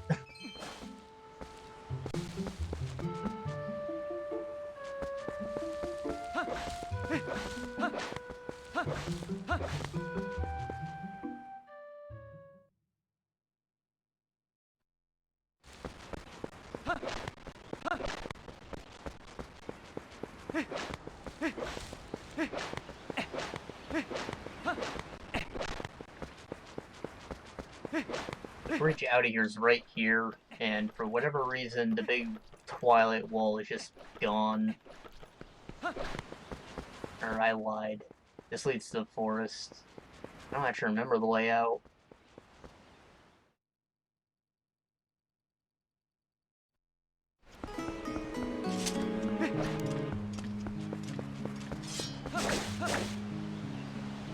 Thought it was ugly, so you put it away.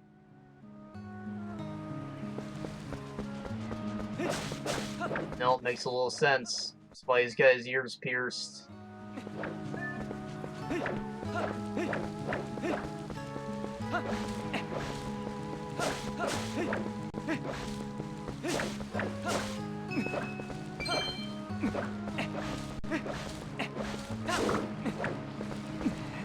I don't really know where I was going with that.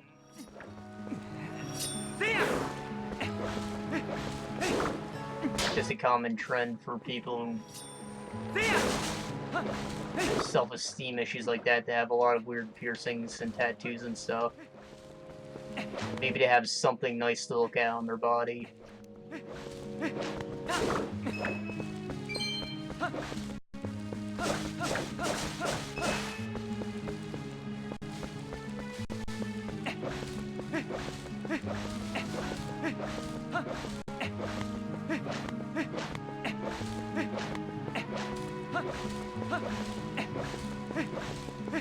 This is the real way out.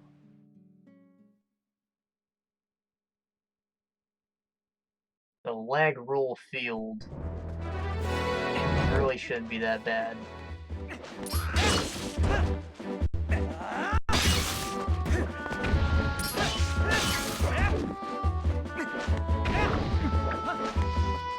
But it will get just ever so slightly worse as time goes on.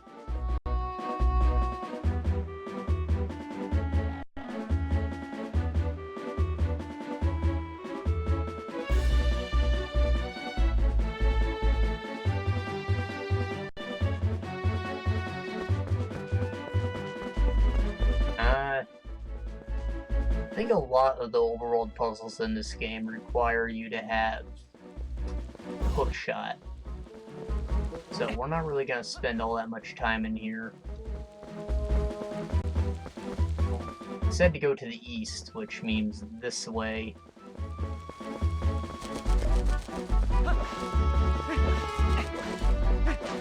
We're going to the east and get pulled into the Twilight Zone. I think that will be our goal for the rest of this session, just to finish the Twilight section. And we can have like the same deal as last time. Pretty much ready to go into a dungeon and start the next stream.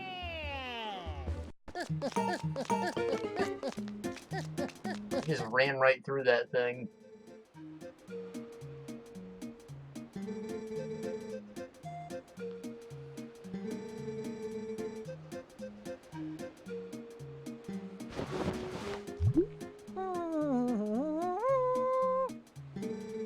I love this mailman.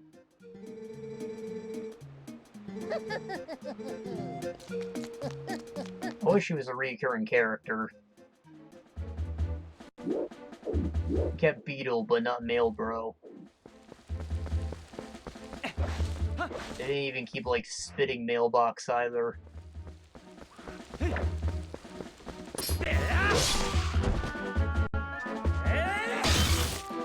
Maybe they decided that mail wasn't all that charming. Just got rid of it. Because now I think of it, it is only in the 2 GameCube games. Probably read that letter. Post office notice from the postman. If I have a letter for you, I'll approach you at high speed. Please do not flee. I look very creepy.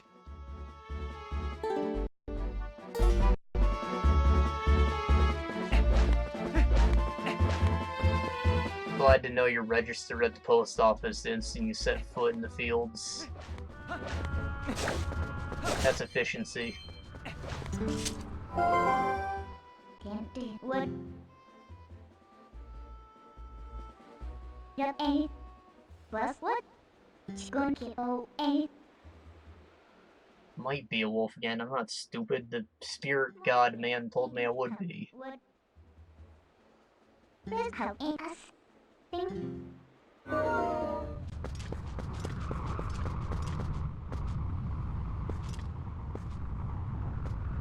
Take me away, Mr. Hand. Only with your consent, of course.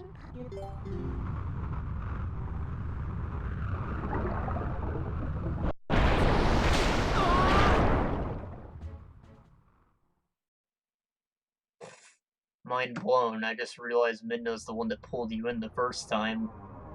Against your will, she literally kidnapped you. This whole ordeal could have been avoided.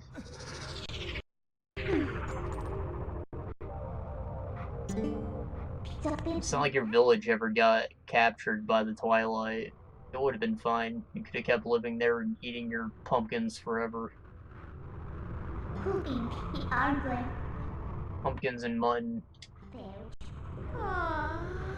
My bread, you have was eat and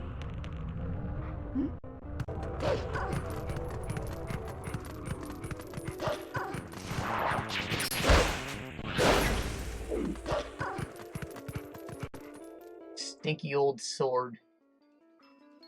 Glad I got rid of it. Fucking broke. It really does stink.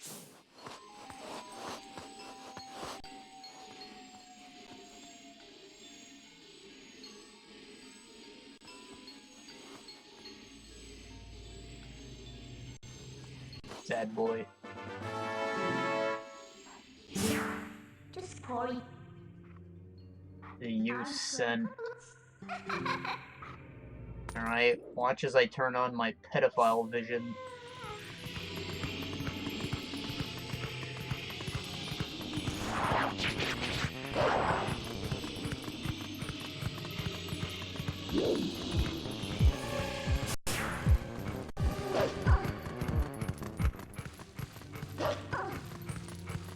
Yeah, there's a heart piece up there.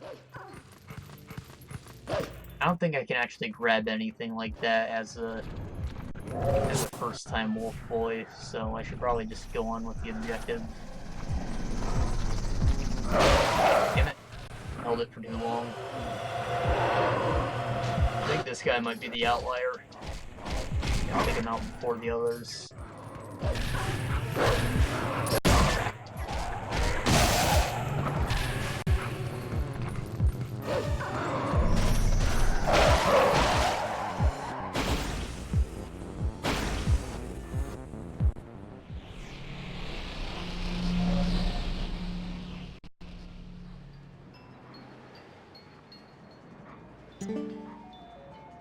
My that you catch any failed was can see bread. Anyone can pay bread if you need it. You was gun rest he failed. What you gun if you need pay it will it have one us. So rather than having to play music every time you want to fast travel, you just kind of have to beat one of these puzzles.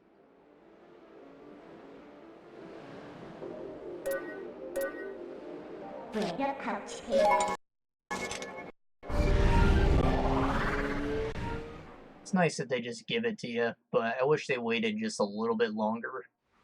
I get I went into Hyrule Field and I have a slightly bigger area, but I don't know, they can wait until I've uncovered the whole map at least. It's not like I'm going anywhere else at the moment. Give it to me once I have the Master Sword, maybe. I'm ready to go on a globe-trotting adventure. Would like you touch.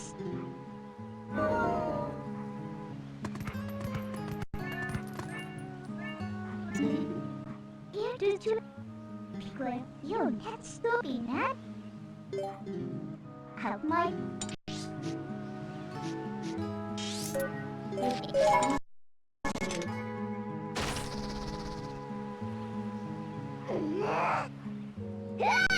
Telekinetic muscle.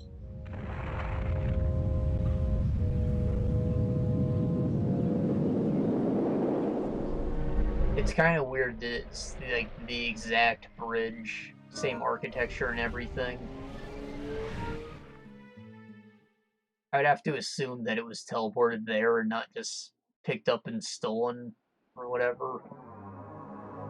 Or built there just in case.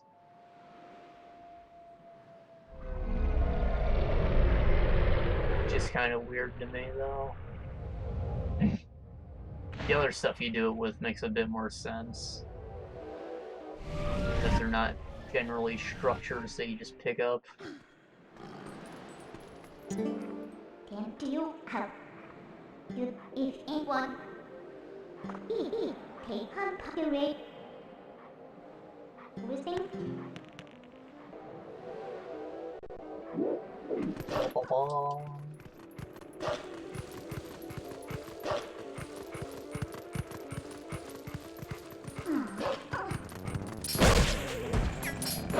I think these guys look super freaking cool.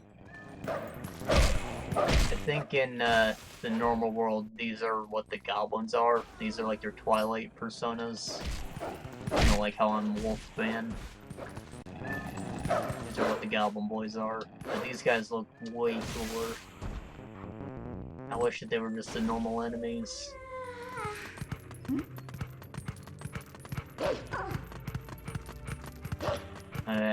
Pedophile vision leads to the village. With the blood-covered fence. Like, holy crap, that's kind of brutal for Zelda.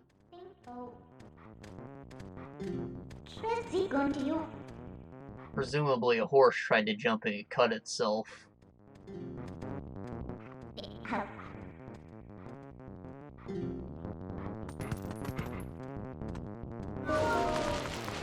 Historically, horses weren't very effective in combat. Really, all you have to do is hold out a sharp stick and that's it. It'll either get frightened and stop or it'll impale itself. It's really that easy. Cavalry charges were more used for the intimidation factor of it. Hopefully the guy will piss his pants thinking he's about to get trampled by a horse and drop his spear. And then he will get trampled.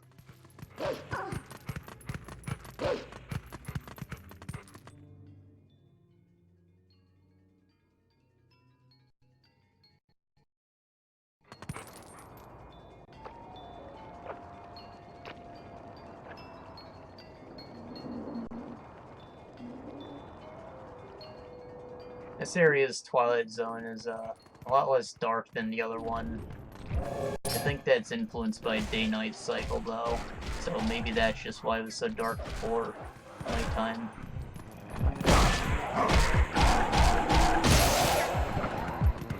I probably shouldn't have beat him up.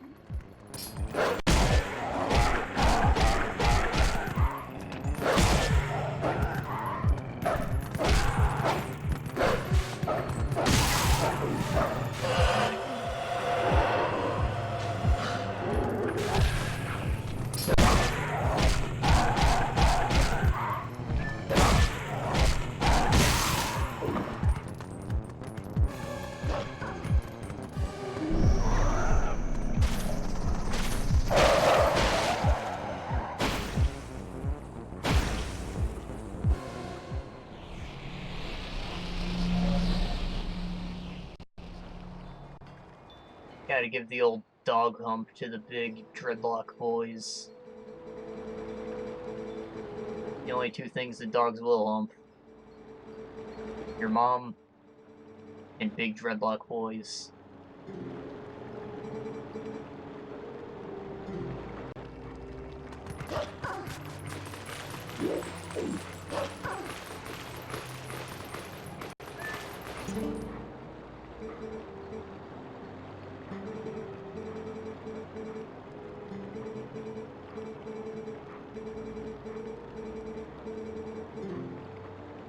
Yeah, he doesn't say anything new until you resurrect him.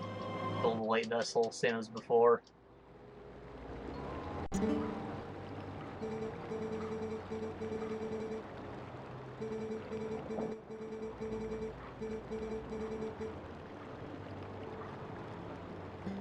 What time is it? Only 10. It must be my dad's got home from something. I heard like a bass coming from a car.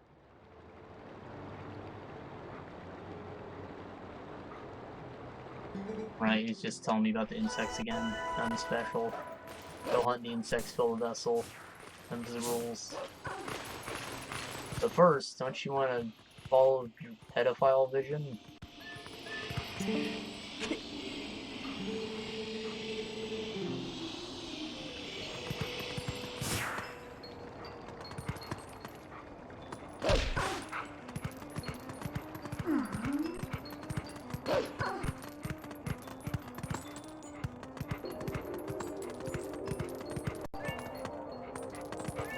There we go. Wait Have to get in from the roof.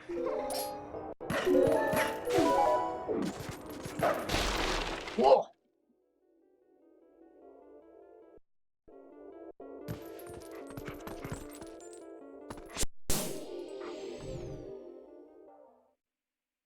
Honey, I found the kids. Most of them. Oh, there's Mallow. We're good. Beardman. Just cool. It's cool welder's mask he wears exclusively to look cool.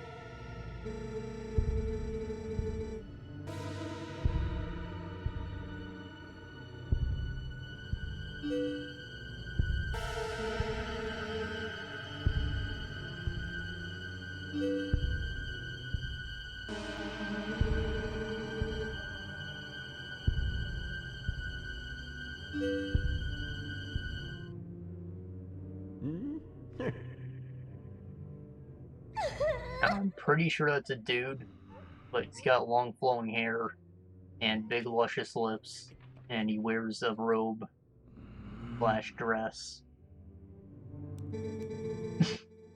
Just saying, I was a little confused when I was a boy.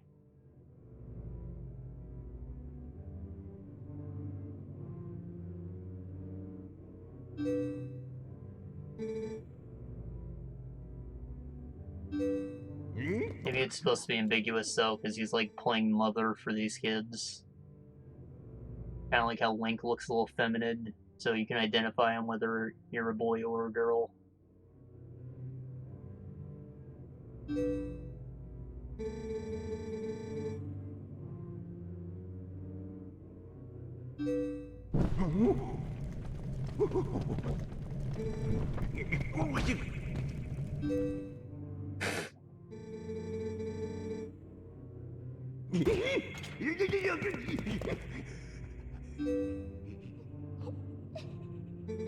Doesn't want to open the cellar anymore.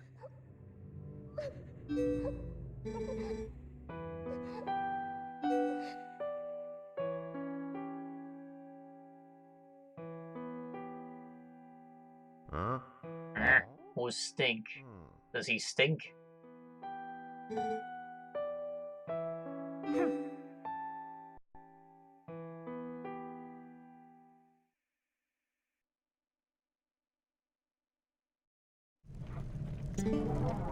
indeed pets. Very happy you check that. Quoting from the good one, you can't do any workout. Dragon will me fail, still you. You eating first night. Aren't it you can? Just these kids want more things from you, eh? Link has courage, so he'll save us, right? Link has a slingshot, so he'll save us.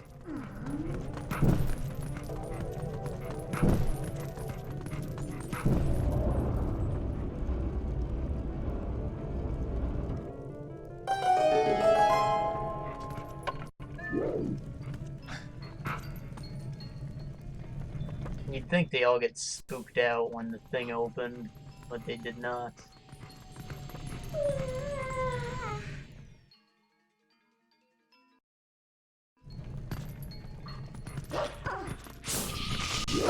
Bugs.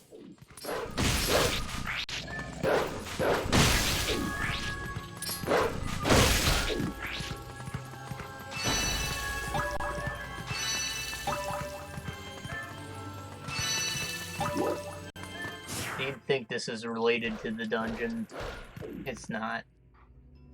It comes into play much later, and you'll probably forget that it's even down here.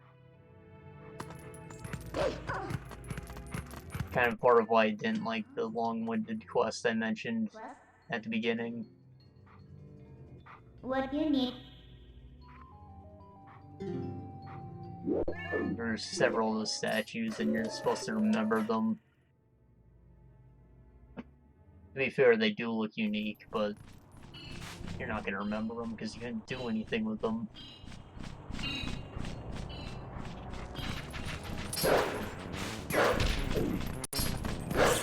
Those 2 torches, come back and light those for a chest. Them's the rules.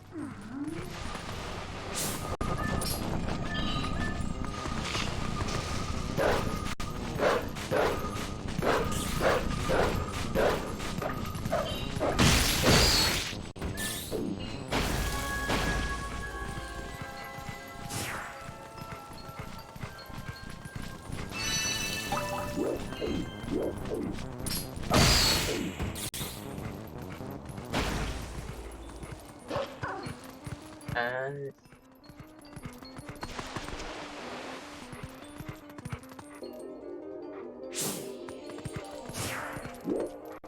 you know, that's something that you'll actually remember because it's got a neat sigil on it.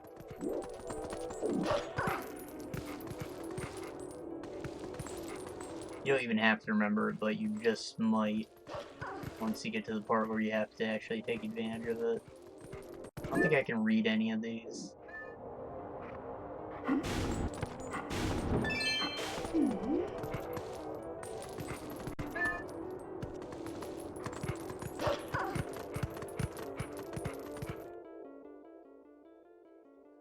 I always like to pop around graveyards and look at them, just because developers usually have fun with what the tombstones actually say. Sometimes they'll be meta, sometimes they'll just be goofy deaths.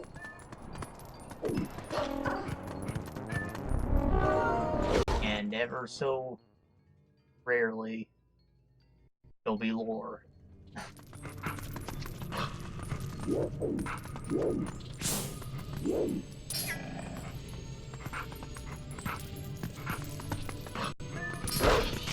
Oi! Damn bug.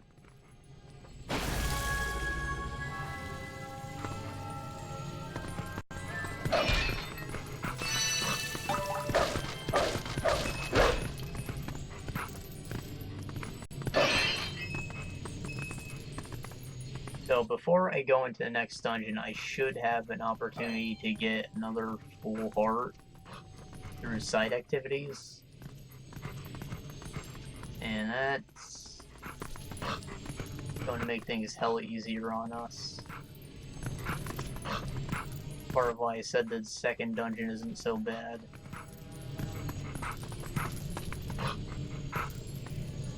I'm trying to walk, but my instincts still want me to let go of the stick.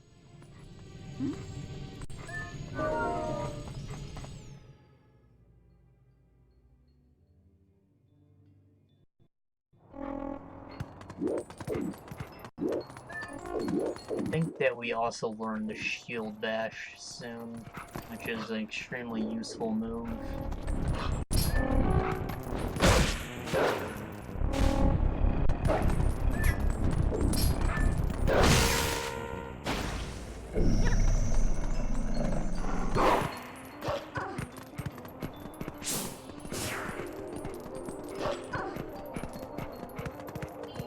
Those bugs are probably up above.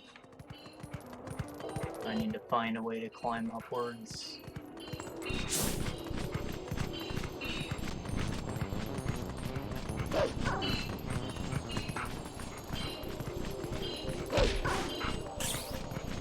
It goes for that one, I guess. I need to find a way to get up. Probably climb from right here, actually.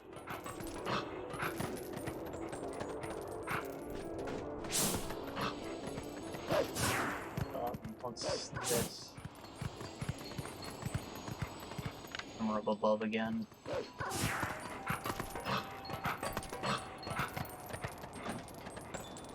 Broken window? How'd you like to get more broken?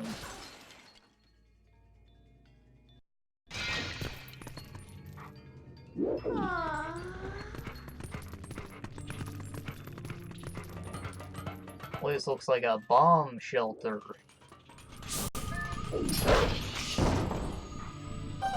Aha, aha, aha, aha.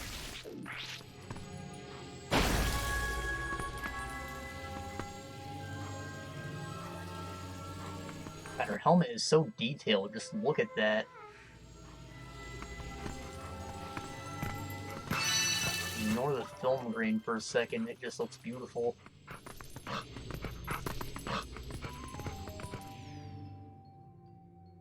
It's kind of like what the ancient Nordic here in Skyrim is supposed to look like, but, you know, better.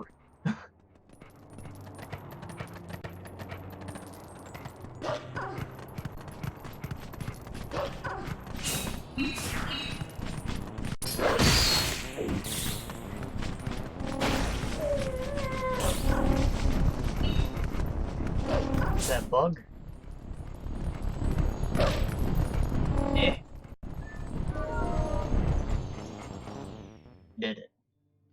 I don't know why there's a diggy spot way inside if you can't get to it.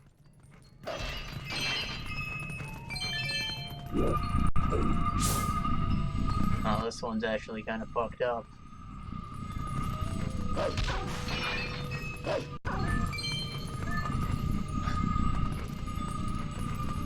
You know, those explosive signs and this lit fire for some reason. Smoke these bugs out.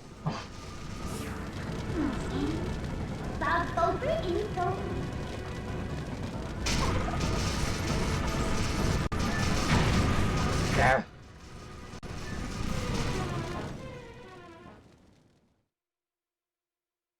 Yeah, we just like ruined this man's whole business. Burned down his warehouse.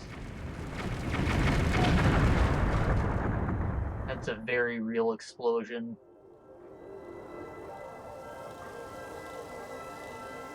Don't worry, we got the light tiers. It's all good.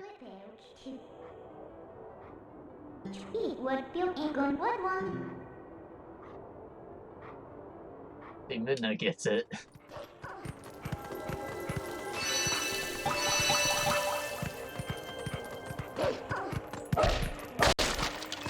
Dumbass farm boy trying to get his tears of light by any cost, any means.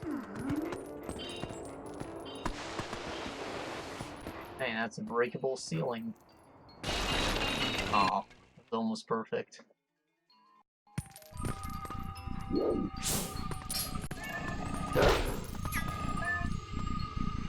Push it.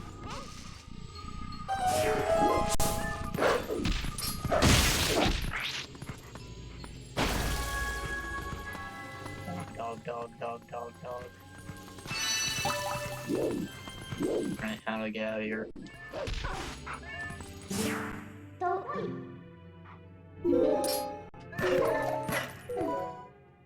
That looked natural.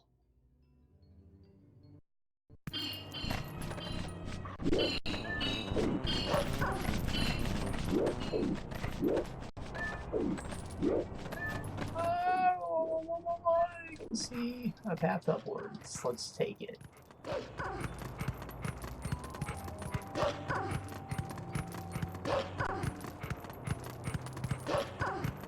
Oh, and a convenient doggy door.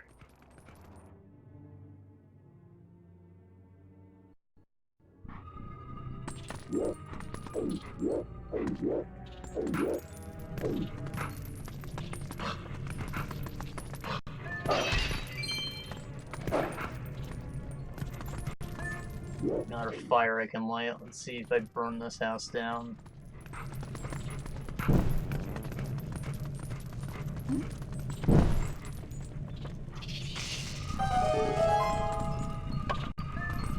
I guess maybe you were supposed to do this one first, because it's lower. He's like, oh, I lit the fire to get the first ones out and it worked fine. Nothing bad will happen this time. Somehow that one didn't catch on fire.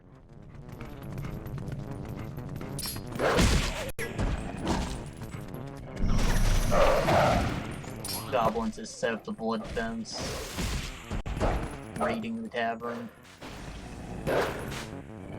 supposed to be able to finish them off, that's why they're laying for so long. I'm just not getting the right camera angle.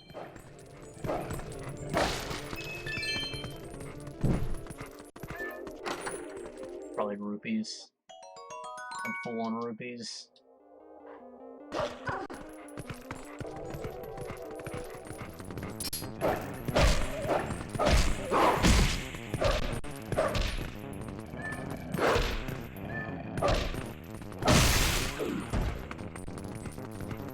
Damn, I killed him so hard he went through the floor.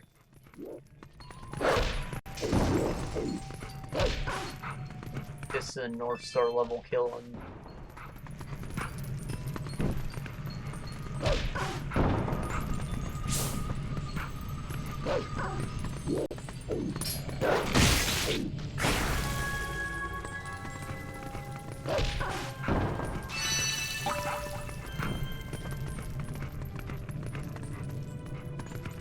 Alright, I think we're good.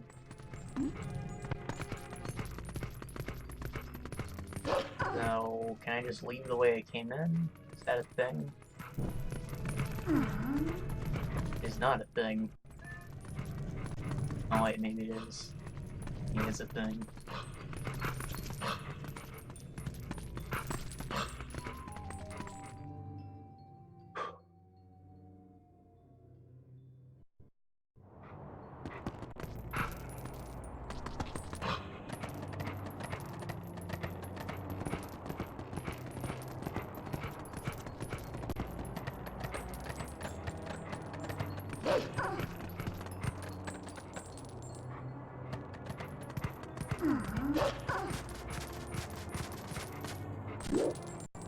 So this pool of water is empty right now, but pretty sure it's a hot spring later on.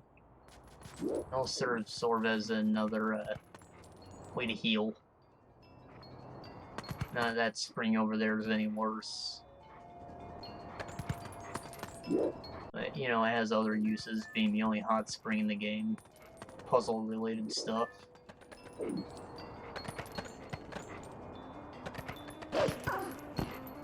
Hey, treasure chest. Let me get that.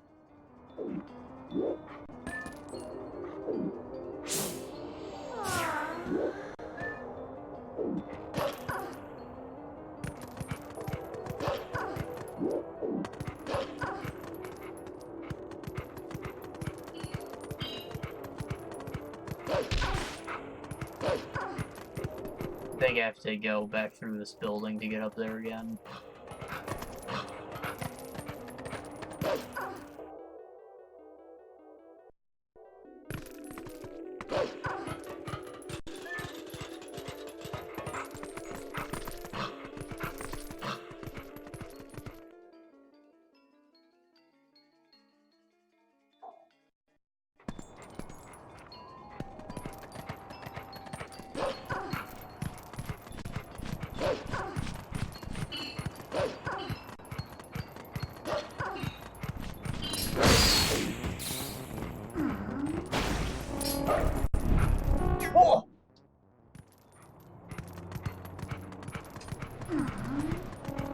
I'm pretty mad about that.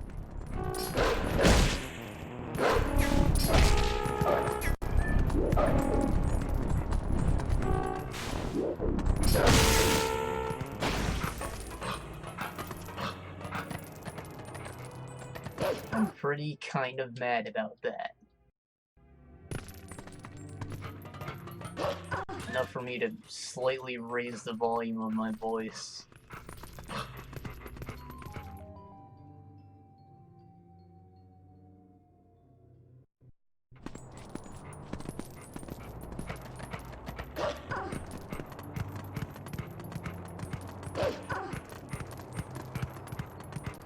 I think the enemies stayed dead, so that's good. Don't trip me up again like that. I don't know what I was thinking, charging at them. Let me dig into this house.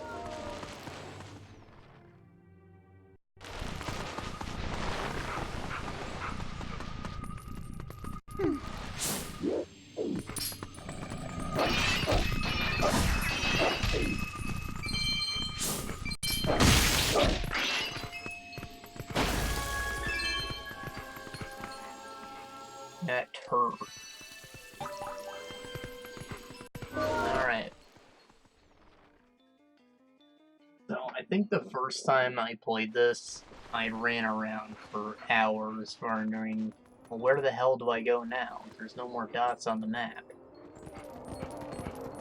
Well, I thought that all of those exits on the minimap would take me out of this area and therefore be blocked. Not the case.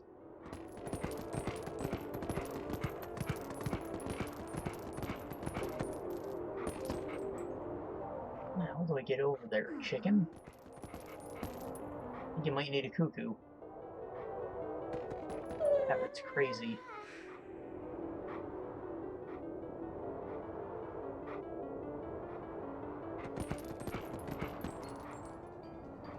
And it could be related to that. Oh, Wolf doesn't take fall damage, by the way. All you had to do was go up to Death Mountain.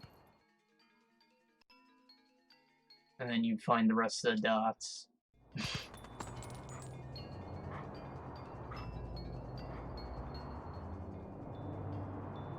You have break my weapon.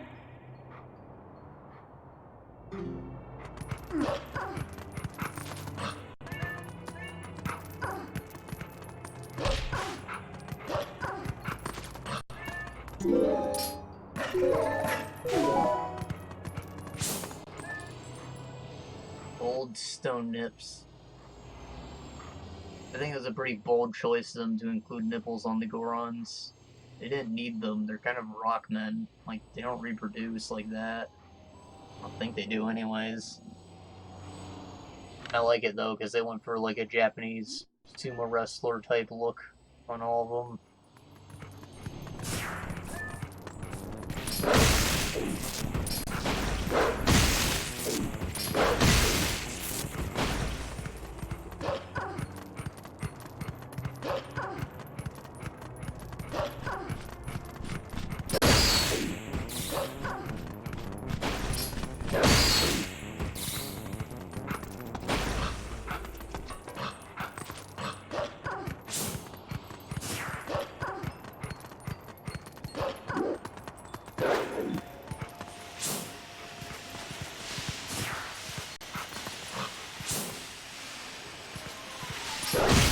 Summoning your horse is auto music, and you don't have to play songs to teleport.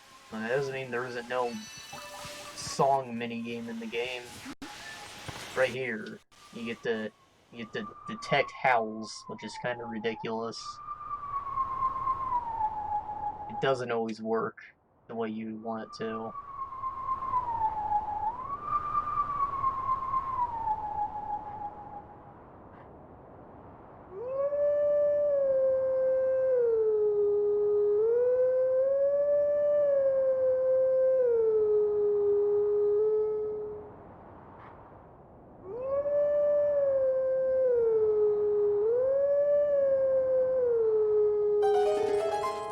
Now, if you notice, that was actually Zelda's Lullaby.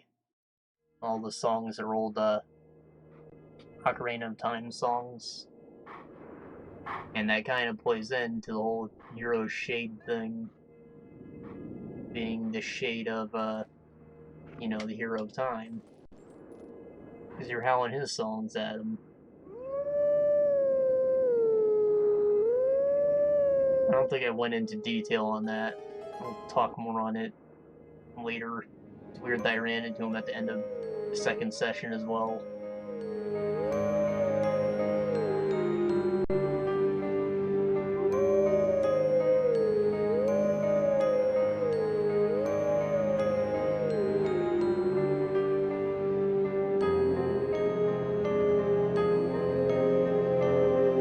Kind of shitty is he's going to appear somewhere on the map and I have to go to him. He doesn't just take me right into a combat lesson.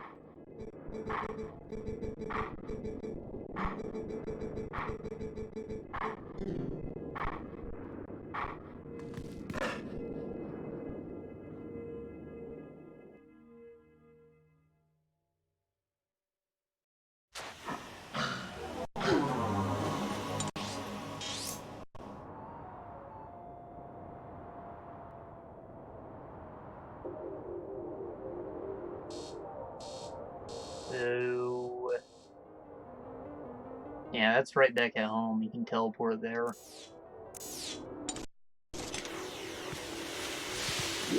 Only issue is you'll have to do that as Link. You can't go into sword lessons as Wolf Boy, nor can you leave the Twilight Zone while you're like this.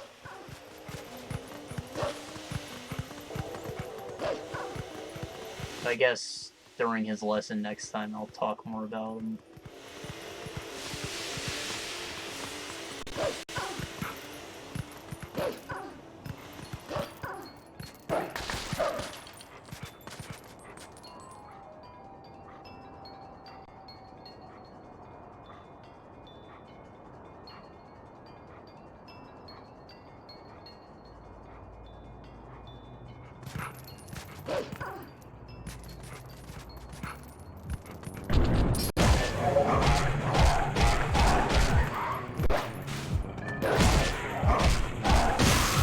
They're starting to escalate a lot more now.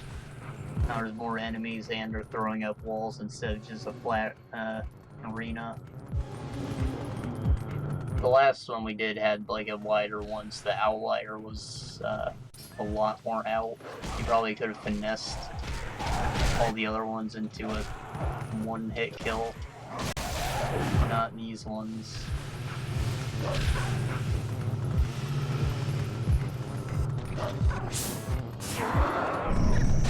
One to hit B to attack.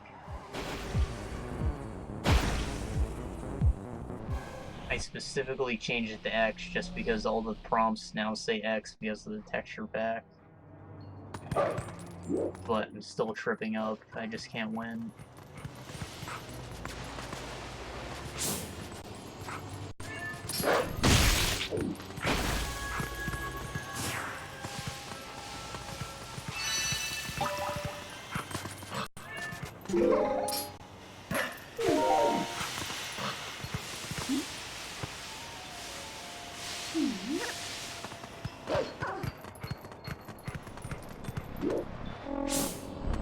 I think that steam just seems like the least dangerous thing in the world.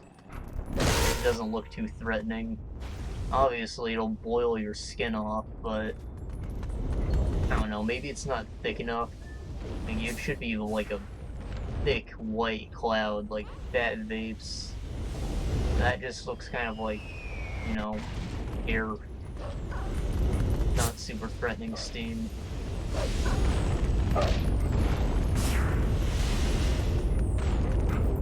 Crack. Those eruptions are on a timer. They'll come on and off, not just when I'm in that area.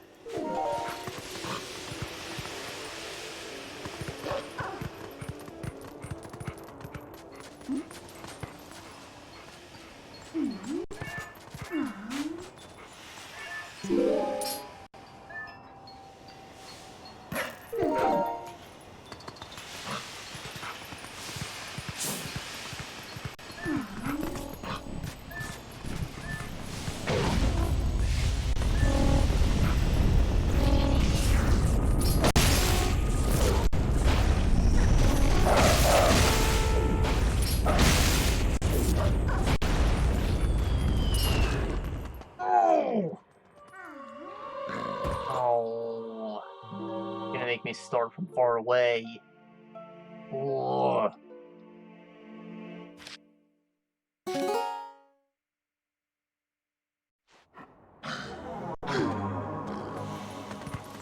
Oh, halfway up isn't that bad.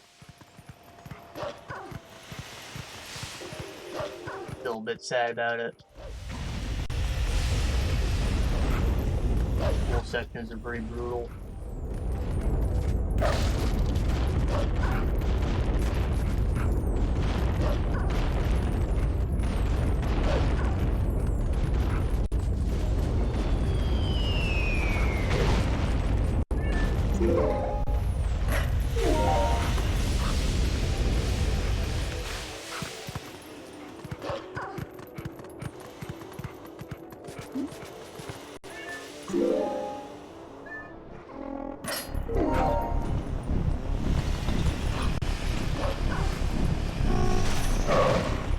Son of a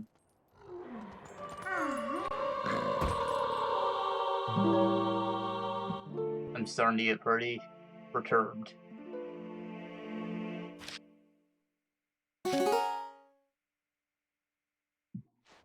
The mountain's OP.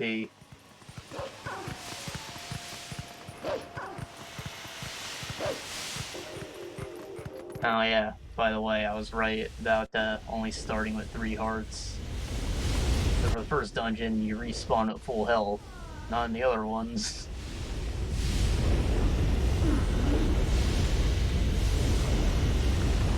Can I just sneak around this? Cool.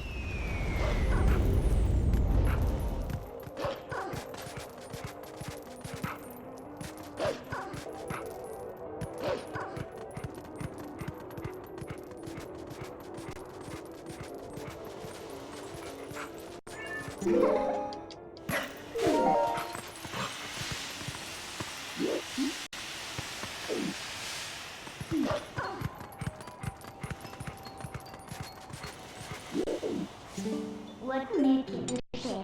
Whoops. Didn't want to do that.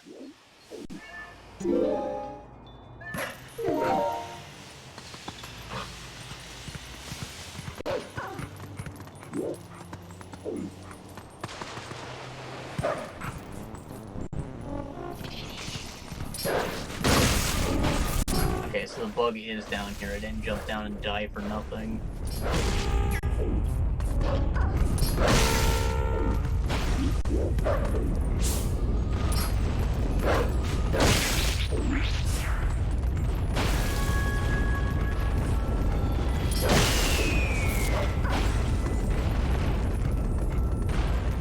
Where's the tier?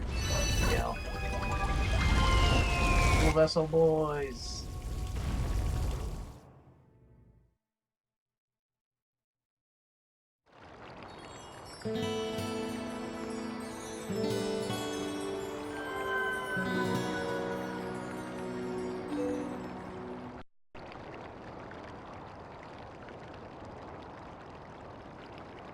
I have no idea what the hell's going on with the volcano, but it looks fucking crazy. Just like a tidal wave of lava.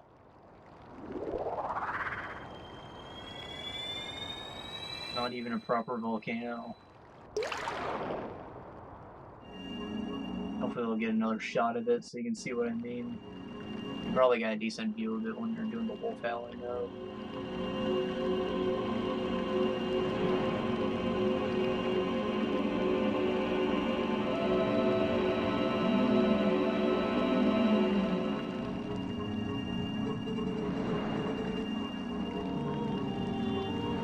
My name is Kyogre.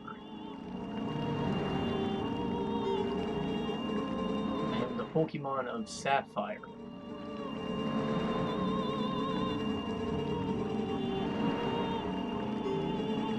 Never knew how to pronounce that thing's name. I'm sorry if I butchered it.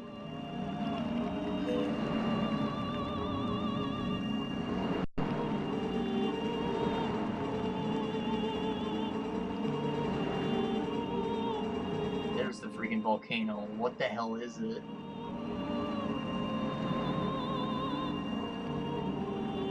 There's just so much going on around it. I'm not sure what it's supposed to be. I guess it's maybe like a meteor shape. But like, what's up with all the foliage or whatever that is coming up off it?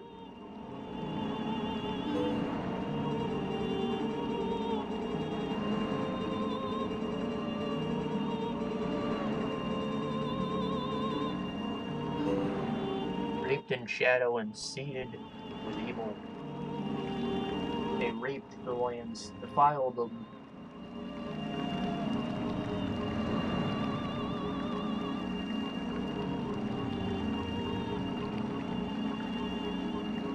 Well, that's all he's got for me. Pretty much just said, hey, go with death now, and in case he hadn't figured it out, guy, go there. But first, go talk to the kids, because you smelt them up for nothing. You didn't smell them up for nothing. Pink?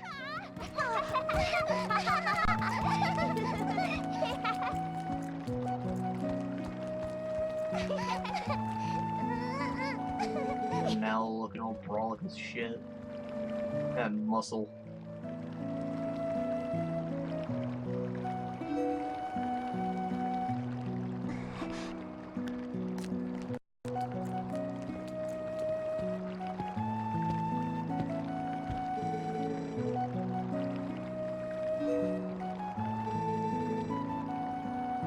Ranado.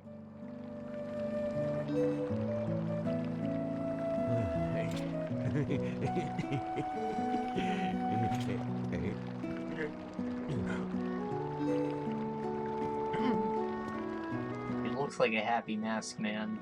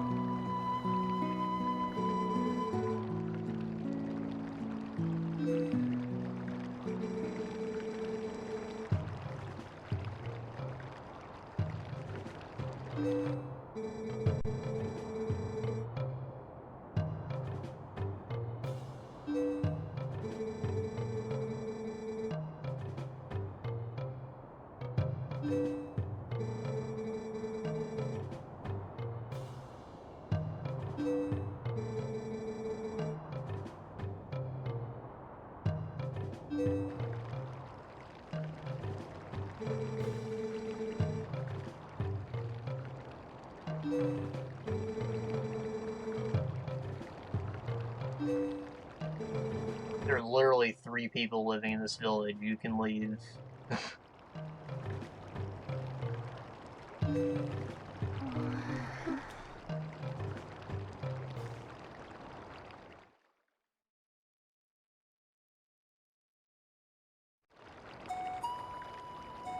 Okay, so I'm pretty sure when I take a few steps, or at least get started with getting into Death Mountain, shit goes down. And now I think about it, there's going to be a lot that happens before we ever go into the dungeon.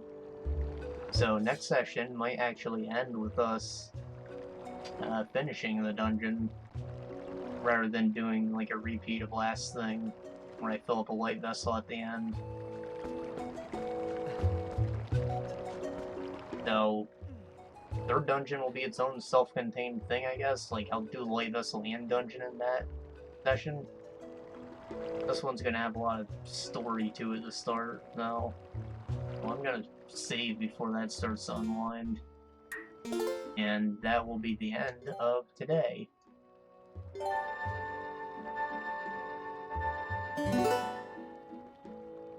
I like making progress like this. We got a dungeon done, and we did technically another dungeon. I don't know if you'd call the Dark World segments that, but there's a different sense of progress being made. Part of why I like doing these kind of games. Anyways, I'll see you guys next time, and hopefully die a little less. I'll get hearts. I promise. I kind of promise. See you then.